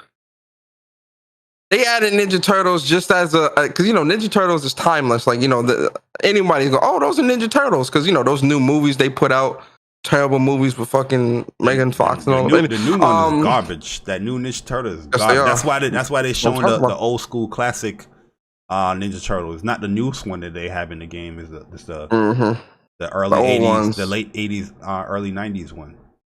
My whole thing is like with this, a lot of people don't know it's not going to resonate. And I think for the people that, people that's hyping this up, they not, Bari, we've talked about this before, ladies and gentlemen, we've talked about this before. What I tell y'all on Twitter, everything looks great. Oh, I'm interested. I might snatch this up, all this bullshit. When the game come out, these people are nowhere to be found. Trust me when I tell you, no one's playing this, man. Like, it's going to have a community. It's going to have its audience of people. But the amount of hype you're seeing online as opposed to the amount of people that are going to play and stick with this game are two different things. Trust me when I tell you, it's a lot of cap. They're going to have their tournaments, but when them copyrights come, them tournaments are going to stop. Yep, it's over. Yo, but the fact that Naughty Dog said they wish they made a new Jack, I can definitely see them probably saying that because of the success with how Ratchet and Clank is still being received as that mascot type character, and people was really loving the game. So yeah, I mean, they could still do that with Jack too right now. Like they could put out a Jack game and that would sell, especially coming from Naughty Dog. Yeah, from Naughty Dog now. Yeah, I think people will just try it, but is people really looking forward to Jack like that in this day and age? Were people looking forward for a Ratchet and Clank in this day and age? Yeah, but Ratchet and Clank was a consistent. They're coming out consistently. We haven't got Jack and Daxter since what? But people have been asking for Jack and Daxter for a while. And they also asked for a Sparrow Persona. What happened when that came? Man. They asked for Crash This Cell initially. So but you're probably right. People. I think the PlayStation community will copy. Of course, it's coming from Naughty Dog, so all eyes are going to be on it regardless. So because it's Naughty Dog, because they would be making a new Jack and Daxter, it would have a lot of old school eyes for the people that really played the series, and then a lot of new Naughty Dog fans as well that would be paying attention to that. And they could probably pull in a new audience with that. Especially again, it's coming from Naughty Dog. They're going to expect the greatness. So if Naughty Dog put their foot in it and actually do what they do, they could actually resurrect Jack and Daxter and keep that franchise going again, especially if the game is successful. You don't think we're going to get another Ratchet and Clank a couple years down the line with Rivet? Absolutely. Yes, we are. You might get a solo Rivet game. Yeah. Oh yes. Oh yes, we are. Oh yes. It's going to be Rivet and Kit. Rivet and Kit. That's what it's going to be called. Rivet and Kit. I mean, yeah, you just spoiled the Persona. You should have played the game. The game is not hard. Should have played it, man. I ain't spoiled nothing. So, if you don't think they're going to create a new franchise off of that Ratchet and Clank game that they just put out with Rivet and Kit, they're definitely making another game of that. You know what game people are trying to revitalize, Persona? What's up? This goddamn Silent Hill, man. Yo, I don't know what's going on out here, man. Like, yo, is Silent Hill that beloved? Like, really, that's a real question I want to ask. No, it's not. No, it's Twitter. Oh my God, it's Silent Hill. Oh my God, I love. It's a lot of new age horror fans because playing some of these newer Resident Evil games and stuff like that are like Silent Hill. Yeah, I want to play that. Or the Five Nights at Freddy's and Dead by Daylight and all that bullshit scary games. So it's a lot of new age horror game fans that want this and are hyping this up. Yeah, man. So Blue Box Game Studios. So they added studios to it, or it's always them in there. I haven't really. That's such a weird name for like a. Yo, the fact I don't remember them having the studios there. Did they? I'm not sure. I thought it was just Blue Box Games. That's what I thought. But they added studios called Blue Box. I'm not even gonna feed into the conspiracy, man. But let me just read this tweet. We're excited to announce that Abandoned Trailers app will be available to preload free of charge for all PlayStation 5 users on July 29th, with the introduction available August 10th, followed by the first trailer later in August. So yeah, they've been hyping up this this interactive trailer, which they kind of changed the name of the trailer now. And it got delayed, but now I guess it's going to be finally coming out where you can preload it July 29th, and it will be available August 10th, so it can be later available for the first trailer within August. This is also leading into where a lot of insiders and a lot of PlayStation fans are, believing that there's going to be an event in August for PlayStation. What's your thoughts on this whole thing, Persona? I'm not even gonna say Silent Hill. I'm just gonna call it the joint Abandoned. That's what these motherfuckers is calling the game. It's called Abandoned. All right. I'm gonna be honest with you. I didn't give a fuck then with these dudes and whatever they were doing and like the cryptic messages and everyone running with the conspiracy theories and all this bullshit. I really don't. I'm gonna be honest. I don't care. I don't care what they're making. That abandoned game it's not really pulling me in. If it's Silent Hill, if it really turns out to be Silent Hill, then maybe my ears will perk up and I'll pay attention. But when it comes to what they making and what this is and the conspiracy and all this, I'm not feeding into that, bruh, because I'm not going to keep. I don't like that, because like I'm not a fucking cat. I'm not a mouse. Like I'm not a dog. Like stop playing around with me, man. Either put the information out or keep it pushing, bro. I'm gonna keep it a stack. I'm not playing these cryptic messages and all this joking and deciphering. I don't give a fuck. Like there was the same thing with Kojima when he was doing all that stupid shit with Death Stranding in the beginning, with all these stupid trailers and cryptic stuff and it could be this. I didn't like that. Don't play with me with that. It brings hype to the game. I just feel like people are going out their way to try to tie this to Silent Hill. You know what I mean? Like, I don't mind a developer doing stuff to sell their game. Yeah, I get it. I get it with this game. They kind of, doing a little too much. You know what I mean? But it's still promotion to your game. They doing too much for a studio we don't know. At least with Kojima and Kojima, he's well known. He's known for doing cryptic stuff like that and all that. Yeah, he's known for doing that. We don't know you. We don't know your studio. You have no track record in this industry, but you come out doing stupid shit, and then you make these weird videos talking about it's not Silent Hill. We're not working with Kojima. We're not doing this. We're not doing that. But is that the dev fault though? Is that the dev? Is the people trying to? Yes, because they're seeing stuff that Kojima would do. They're trying to equate it to. It's really Kojima and he's working on Silent Hill, and this is look at this thing what they created, bro. Silent Hill's Abandoned. Yo, the developers coming out and telling them, no, we're not doing Silent Hill. Our game is called Abandoned. It's exclusive to PlayStation 5. We got an interactive trailer, our app for our trailer that's coming, just to promote the game. But people is going out of left field, bro, trying to equate this thing as Silent Hill, bro. This is not the developer doing this. The very first, from what I haven't been following this 100%, so I'm only going to go off the bits and pieces that I saw. But I remember seeing a tweet from these dudes where they said that we making something that starts with an S and ends with an S or something like. I remember that. And I'm sitting there like. But okay. They did clarify though after though. They did clarify. Yes, they did. I'll give that to them. They did clarify, but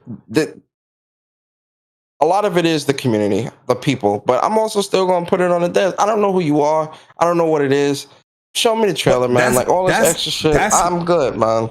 Like, the funny thing, like, I agree with you, but that's also the community, man, because this developer or this person is not even proven. So why are you trying to equate it? Or let's say they're doing Silent Hill. We don't know this developer. We don't know the developer. Why would you want him to handle that? Well, see, a lot of this is also insiders' fault, because insiders kept talking about PlayStation was working with excuse me.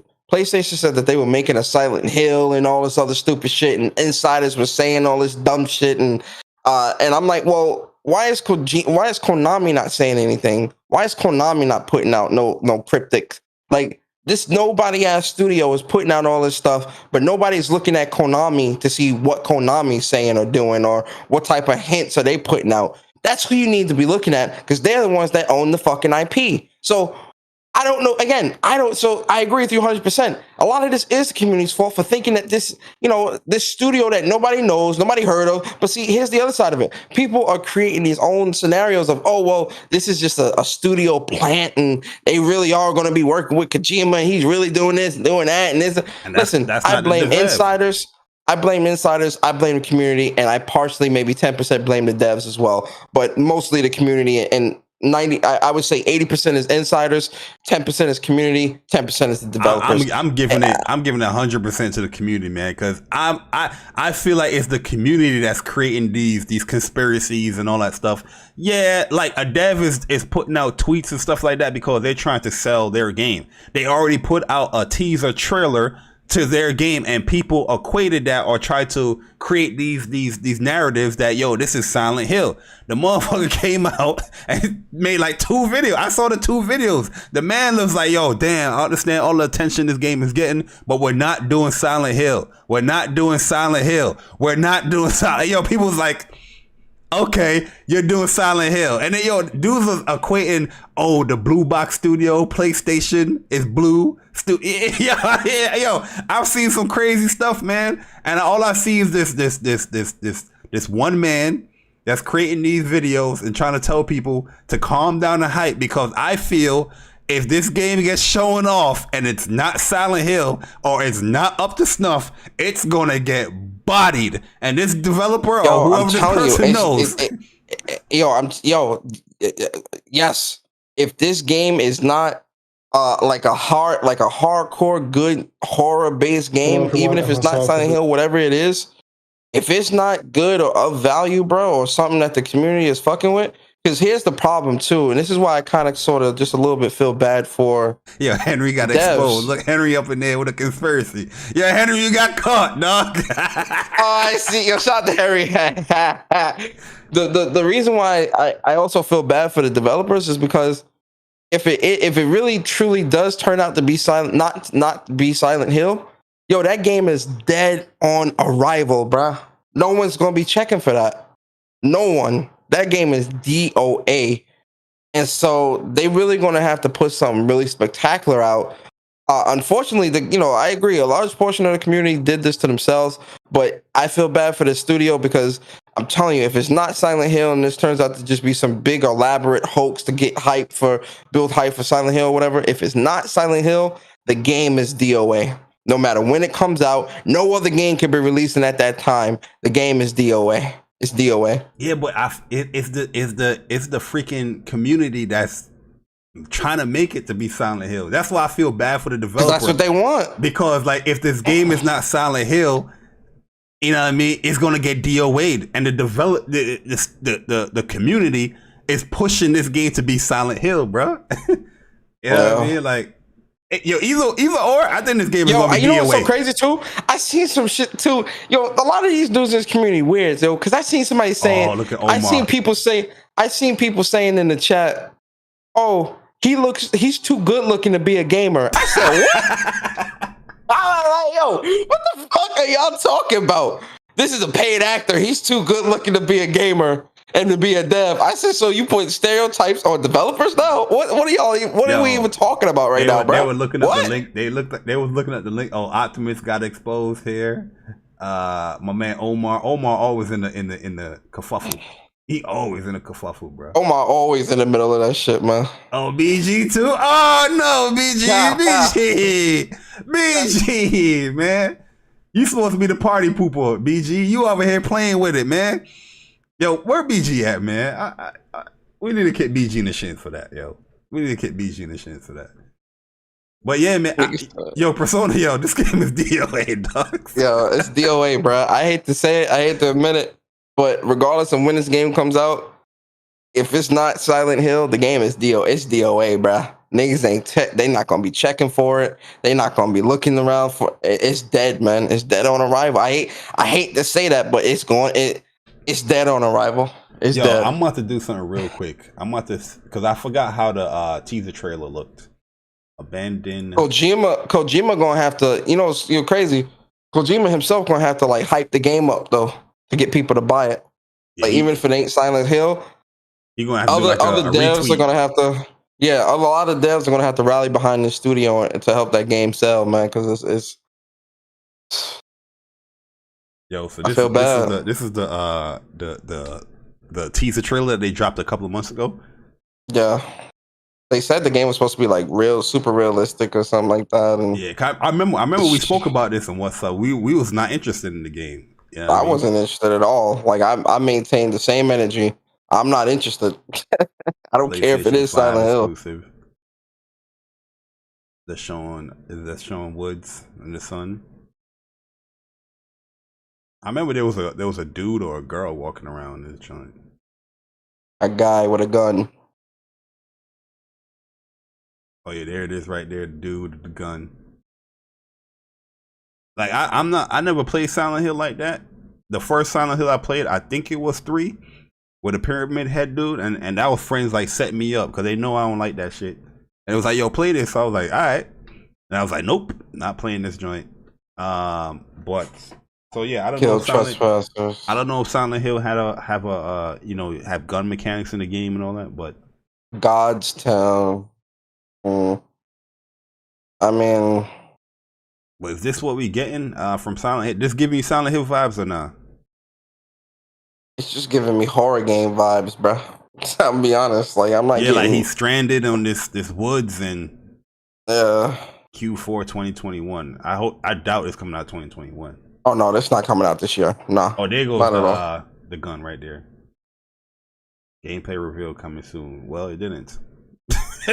No, it didn't. It didn't. It really didn't. That shit got pushed back. But yeah, the last little news I want to talk about before we go into the topic. If you guys didn't vote in the poll yet, definitely vote in the poll, man. We asking, does PlayStation need a next gen or a next handheld console? You know what I mean, before we end that poll.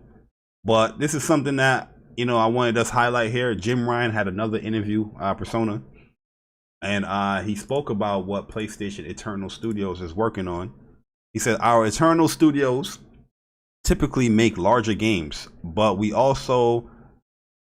also incorporate the partner studios to develop some smaller scale games. Ryan said, we work closely with independent game studios and will provide them with some support in terms of development, funding, and marketing. These independent teams are usually very small, about 10 to 20 people. Throughout the supporting of these studios, we are also incubating game products, and establishing relationships with these studios. Perhaps they will be the next generation of AAA game developer. Well, maybe in 5 or 10 years, our relationship with these independent game studios will be different. So yeah, what's your thoughts on that right there, man? From my man Jim Ryan, Jim the Lion Ryan, not Lion, but the Lion. This is why I keep saying, like, yo, I really do think people started gaming last generation, because PlayStation has already been doing this for a while. Yeah, Andrew House for years stated this as well. For years, they have cultivated a lot of partnerships with indie studios. Even last generation, at the beginning of the generation, a lot of the games that were coming out from PlayStation were big AAA games, and they were doing a lot of partnerships with indie studios, and they had a lot of indie games coming to the PlayStation first before other platforms, which is why people were calling the PlayStation 4 at the beginning of the generation the indie station. You guys remember that? I remember it. Mhm. And so when it comes to them putting out AAA big bangers, right? Look at the success. Look at what these studios are pumping out, bruh. Look at Returnal. What did I tell you guys? A studio wants to level up. They don't want to stay stagnant. These studios want to level up. Go back and look at the goddamn interview of what Ilari, the co-founder of Housemarque, was saying. We wanted to do something much more grand. We wanted to do something bigger. PlayStation stood behind us as we were taking on this challenge of creating Returnal. And when asked if they were going to create smaller titles again, they said no. We are now in a different, and I'm paraphrasing here, we are in a different level now. Now we're able to take a seat. Yeah, now we're able to take a seat at the table. Now we're at the AAA table. We are a AAA developer now. Our next game is actually going to be even bigger than Returnal. These studios are trying to level up, bro. Yeah, and Housemarque is a perfect example of what he's mentioning there, because Housemarque was a independent studio that was making these smaller indie games. They were very fun, but it was much more smaller as far as like development, funding, and marketing. But now PlayStation has cultivated a great relationship with them, and look at their last game. It became much grander, it became much bigger. But now that they pretty much incorporated them within the PlayStation family, now they're gonna, like you said, make the bigger AAA games and all that stuff now. So yeah, you have a lot of examples of that there. What he's saying. This also gives further validity to what I've said in the past. Remember how I used to say PlayStation almost puts developers through a test before they decide if they can be under their umbrella or not? Mm-hmm. Look at what he's saying. We work with studios and we support them and things like that, and we try to build them up. Yeah, you know what? Putting these studios through a test. This title of this article is very deceptive. You know what I mean? Because it's saying PlayStation Studios will focus on AAA development, while smaller games will come from indie devs, partnered indie devs. That is like taking a scoop of butter and just like not spreading it all the way over the bread. You just put it in the middle and slap that shit. You're not really talking about anything as what he really said as far as his quote. You know what I mean? Yeah. The PlayStation Studios typically make larger games. You know what I mean? But that's not negating that they're not making small games as well, because even Herman Hulst said they got 25 games coming. That's in PlayStation Studios is making. Some of them is large, some of them is small. You know what I mean? Yeah. But I mean, listen, that's the thing too, though. Again, when you look at the track record, Dreams, Concrete Genie, Destruction All Stars, PlayStation, Little Big Planet. PlayStation also makes the more obscure indie-esque style games. The Risk. Yeah, the Risk. They've been doing that shit for years and generations. I don't understand. Yo, Bari, why is it that like you have to keep saying that stuff? Like it's crazy, because it's like, as much as people want to talk gaming or talk about video games and talk about all these different things, they don't know nothing. Like, are you actually following the business of gaming? Are you actually following what these companies do? Are you actually following what the industry does? Do you understand the practices and the history and the trends? Like, as much as people want to talk about gaming, you don't know shit. I'm not trying to like be rude, but it's like, yo, bro, like, you have to keep reiterating this shit because people don't know. But you want to talk gaming. Yep. Yo, shout out to my man. This shit is crazy. Shout out to my man Henry Heck with the $5. He's like, I'm over this game. Oh, we talking about Abandoned? Abandoned. Yeah, you're talking about Abandoned. He said they've been ducking around too much, and these cats can't even release an app on time. I have zero faith in this game. Dropping, fuck them. Yo, I'm surprised that they made you say fuck in the super chat. Every time I try to say that, they be like, yo, can't send this. I gotta re-edit it. Man, actually, yeah, he did say fuck him. What? Is YouTube lightening up? They lighten up a little bit. That's lit, man. I hope so. But yo, shout out to you guys in the chat, man. We are now entering the topic portion of the show. So you know what that means. We giving away trophies like PlayStation, man. You know what I mean? We making them much easier for y'all to get. You know what I mean? Whatever trophy you want, just think of it. And there's the sound. You know what I mean? Trophies. But this is great for gamers. Yo, so Persona, we have 122 votes with the PlayStation needs a next gen handheld or a next handheld. I'm gonna end the poll here. Where did it go? Did the poll? I see it. I see it. If you want me to read it off, yeah, I see it. Oh wow, you got rid of it. Oh, okay, there it is. There it is, right there. So, okay, so the nose has won here. No's are at 59%, and the yes is at 40. So where do you stand when it comes to next handheld for PlayStation? Do they need one? Do you want one? So yo, Chuck said throw him some bronze. I got you, Chuck. There you go, bro. Where I stand in terms of a handheld is the Vita was a great handheld to me. It has some really great games on it that I enjoyed.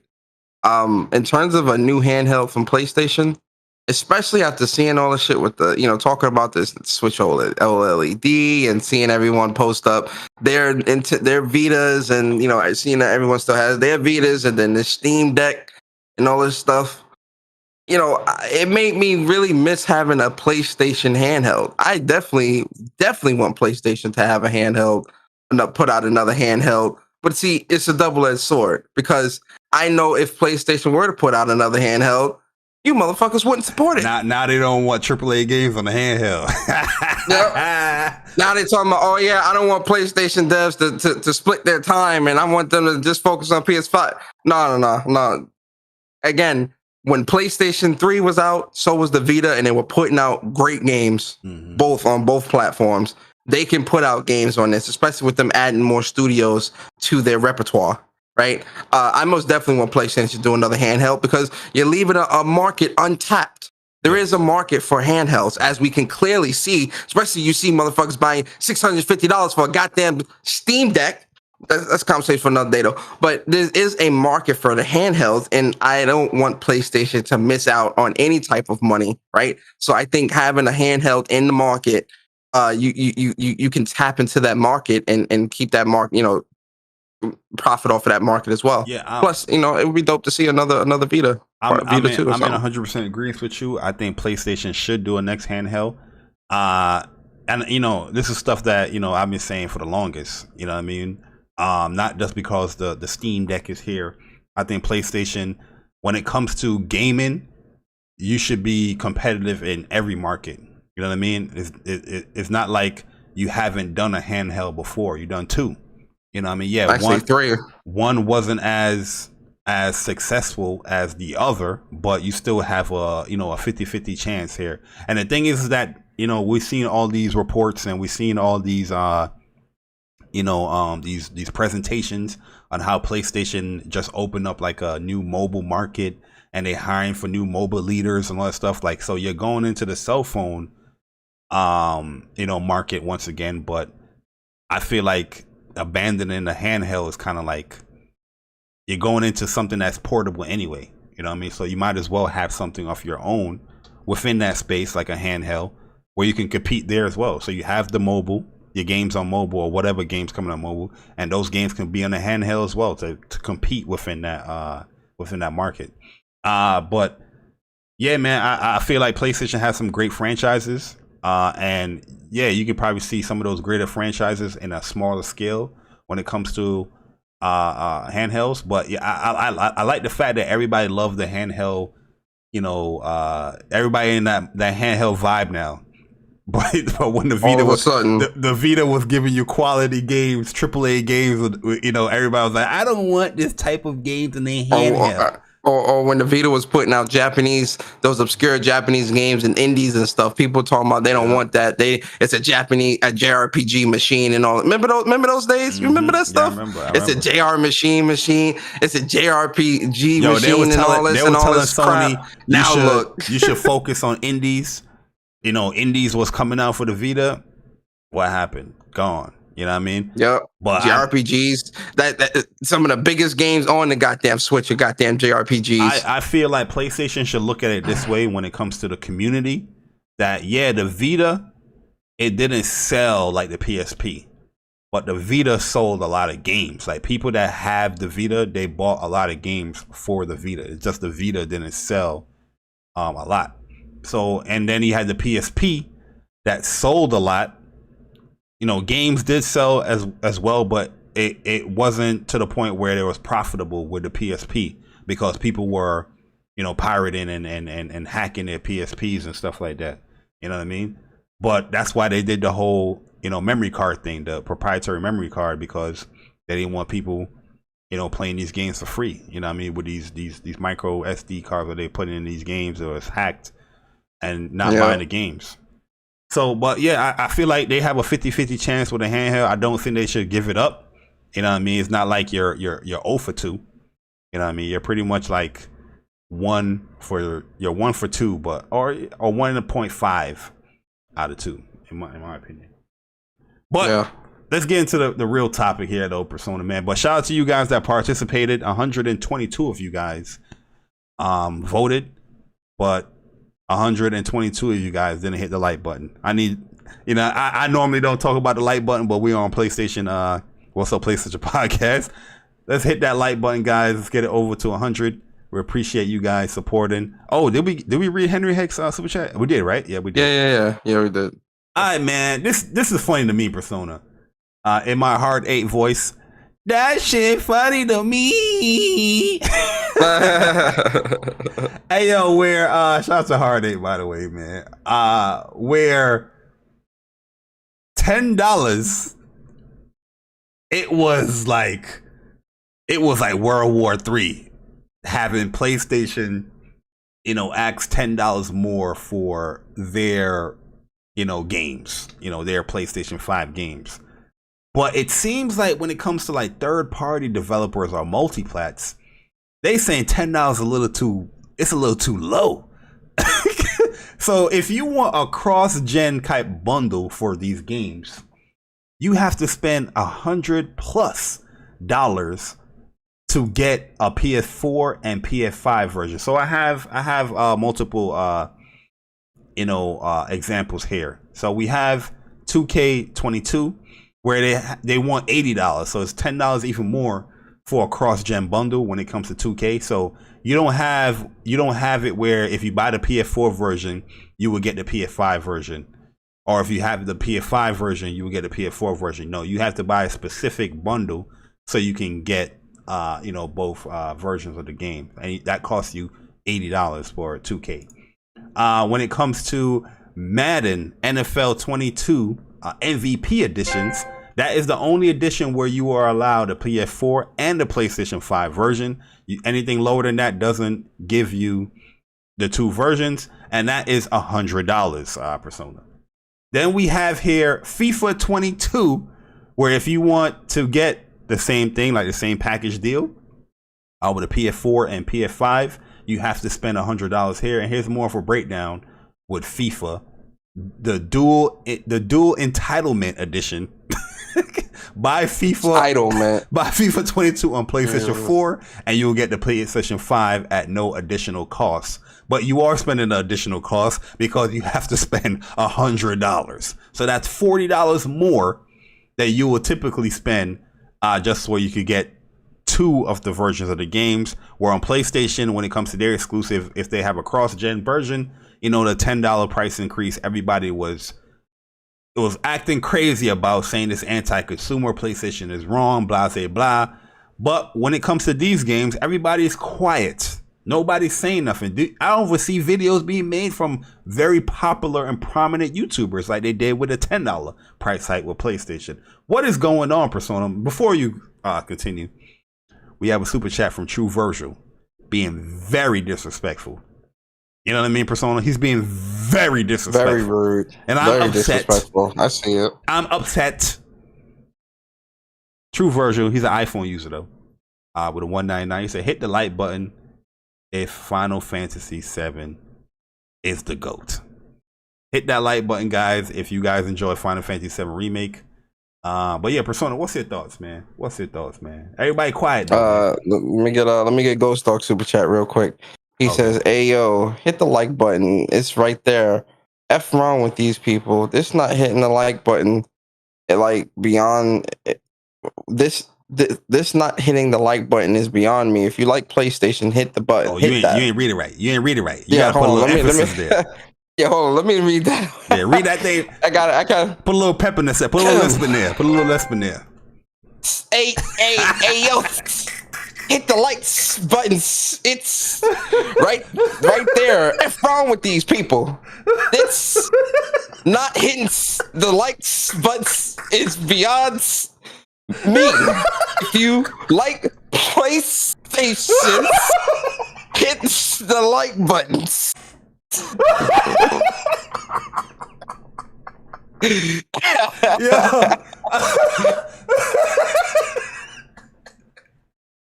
Yo, I'm in tears, yo. Oh God. Alright, that was good. Hey, yo, Corey said, yo, who let the snake out? Snake out.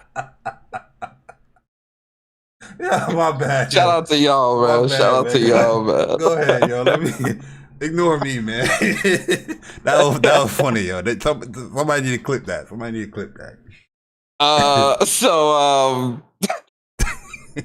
Listen, man.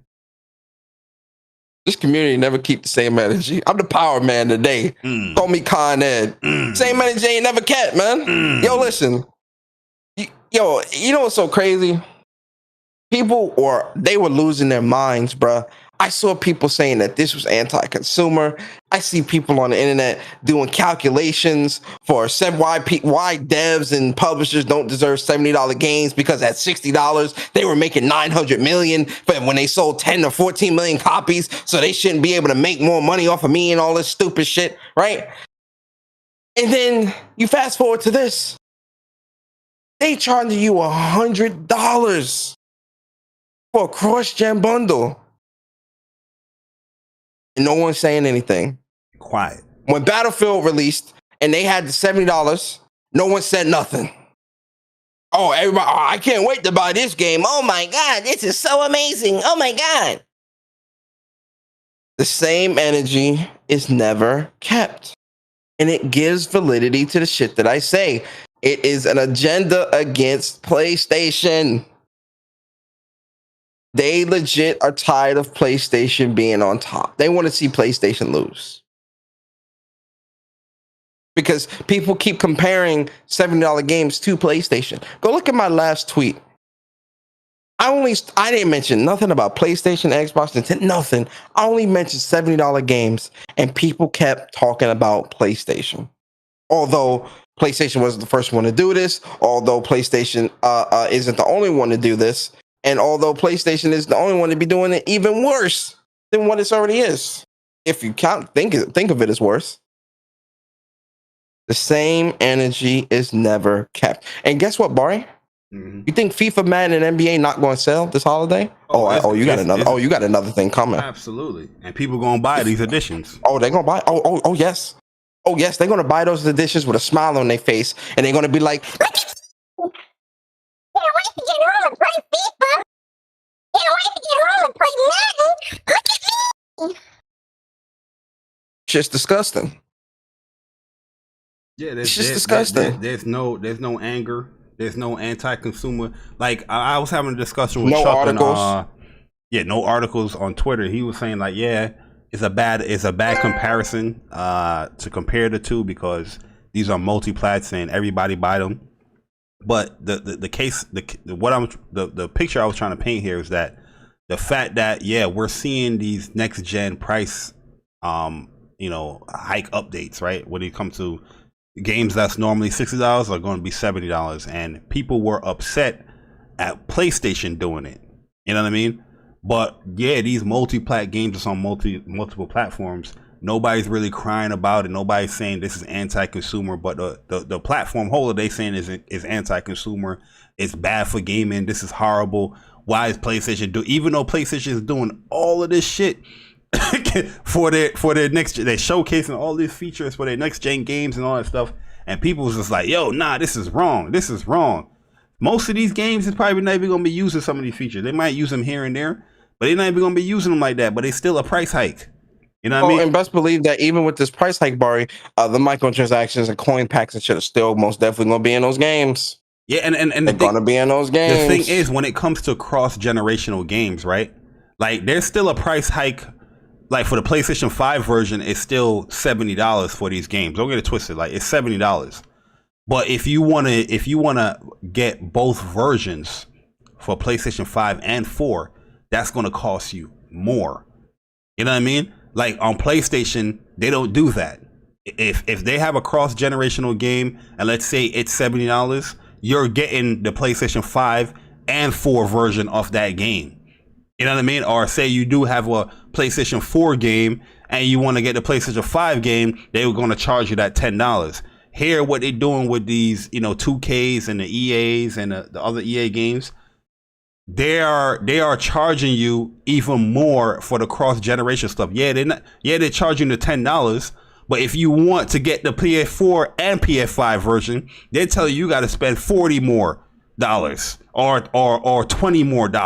So they charge you more upon the having two versions of the game is the issue, and nobody's really saying anything, which is typical. Yo, you see what I sent you, bro?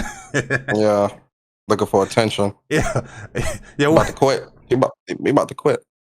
I'm like, yo, what happened, dog? You know what I mean? But we'll talk about that. He gonna quit. We're gonna talk about that. Yeah.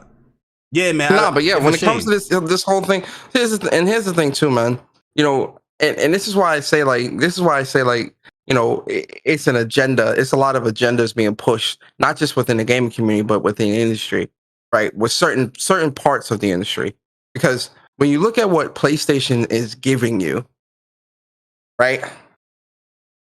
I'm sorry, Bari. Like, and I'm just like, I'm coming at this from like, if I wasn't a PlayStation fan, right? Like if I was just like some regular Joe Schmo, whatever, didn't really know too much about gaming. Looking at what you get with all this stuff, PlayStation looks like the best deal right now for me. When you look at what you're getting with a next gen console and all these different games coming out and what's coming out in the future, I don't get it, bruh. Like, like PlayStation's doing all of this stuff, give you all these games, all these next-gen experiences, innovative next-gen tech. And people still aren't happy or satisfied. They don't need that, bruh. And I'm like, what is it that you people want? What PlayStation is doing. And then I finally realized you want PlayStation to fail. That's what it is. Oh, yeah, I agree with that, too. I agree with that as well. You know what I mean? But at the end of the day, I just find it funny that the outcry was so loud on one side of the aspect, but the coin, and the other side of the coin, everybody's like, shh. They literally said, shh, don't write that article. You better not. You get good dollars to market those games. Exactly. You know what I mean? Getting good money to market that shit. Yeah, man, but I just wanted to point that out. That's pretty much the show right there, guys. We have reached the end of the show, and you know what's going to be happening. You've earned your platinum trophies for the What's Up PlayStation podcast, episode 46. If you guys enjoyed the show, definitely hit the like button. Appreciate all the people that have been subscribing to the channel. We got a few of them here live at the show, so shout out to you guys. Shout out to all you guys with the super chats as well, man. You know what I mean? We finally was able to implement that, and some of the guys that have been asking, when is that going to happen? You guys kind of showed out and actually supported, so we appreciate that, man. So, but yeah, Persona, man. Yeah. Hit us with an outro. Let the people know where they can find you. Let the people know what's happening for the channel, Mr. Gaming with Persona channel. Oh yeah, for sure. So I'm gonna stream some Splitgate later on today. Wow. Later on this afternoon. I'm gonna stream that for a little bit, and give my thoughts live, and let you guys see me wash some of these fools. So I'm gonna stream that. Also, when Persona speaks next week, I'm pretty sure it's gonna be a pretty juicy topic for us to talk about. So when Persona speaks next week, and yeah, that's pretty much it. Follow me on Twitter at Persona Speaks. I post a lot of jokes. I post a lot of eye opening. Not a lot, but I post my thoughts, man. Like I ain't on there trying to fake the funk. I post my thoughts. I make jokes. I post thoughts. I post my gameplay. So it's a lot of everything. So if that's what you into, if you want to come through, you can definitely follow me on Twitter. Subscribe to my YouTube channel, Gaming with Persona, and most importantly, subscribe to this channel if you enjoy the content here. What's Up PlayStation with myself and Bari. On the road to 2K now. Let's see if let's see how quickly we can get there. You feel me? But yeah, with that being said, I appreciate y'all, man. Always. Shout out to the super chatters. Shout out to everybody here. I hope you guys have a great weekend. Please be safe. And see you guys next Saturday, same time, same place, same crew, the WUPS crew. Yes, sir. And I'm out. Yeah, man. So yeah, once again, guys, appreciate it. As far as for me, you can follow me at Jay Bari _ on Twitter. And Jay Bari is the channel on YouTube. This week I'm debating if I should do when we gonna talk again to talk about this whole easy mode, where people are not understanding the disconnect between the industry as far as games media and actual gamers. So I'm still deciding if I'm going to do that stream. If I do it, do it. It might be either later tonight or tomorrow. So we'll see. And also next weekend, is the Guilty Gear, my birthday tournament for Guilty Gear Strive. So if you guys haven't signed up for that yet, you can sign up at challenge.com/JBariStrive. So far we got 30 people in there. And like I said, I'm going to be promoting really, really hard next week for the tournament. Also, I'm going to be grinding really, really hard next week as well. Just to level up for the tournament. But yeah, we got a good amount of people in there too, man. Yo, shout out to my man Just the Guy. He signed up. You know what I mean? Word? Yes, sir. Might have to rig something. I don't know. Yeah, rig that. Let that be my first match. Go on and rig that. and shout out to Jan as well. Jan signed up, which is Jan. Word? Yeah, Jan is a good friend of TOA. So he's definitely going to sign up to show you the big bodies and how they play. So yeah, shout out to Jan for signing up. But yeah, I'm definitely going to be promoting much more next week. You know how people be like, they gotta wait till that week to sign up. So yeah. But, yeah, man, it's gonna be a good tournament. Hopefully I see you guys there, whether you participate or you guys just want to watch some Guilty Gear action, because it's gonna be entertaining, man. It's gonna be entertaining.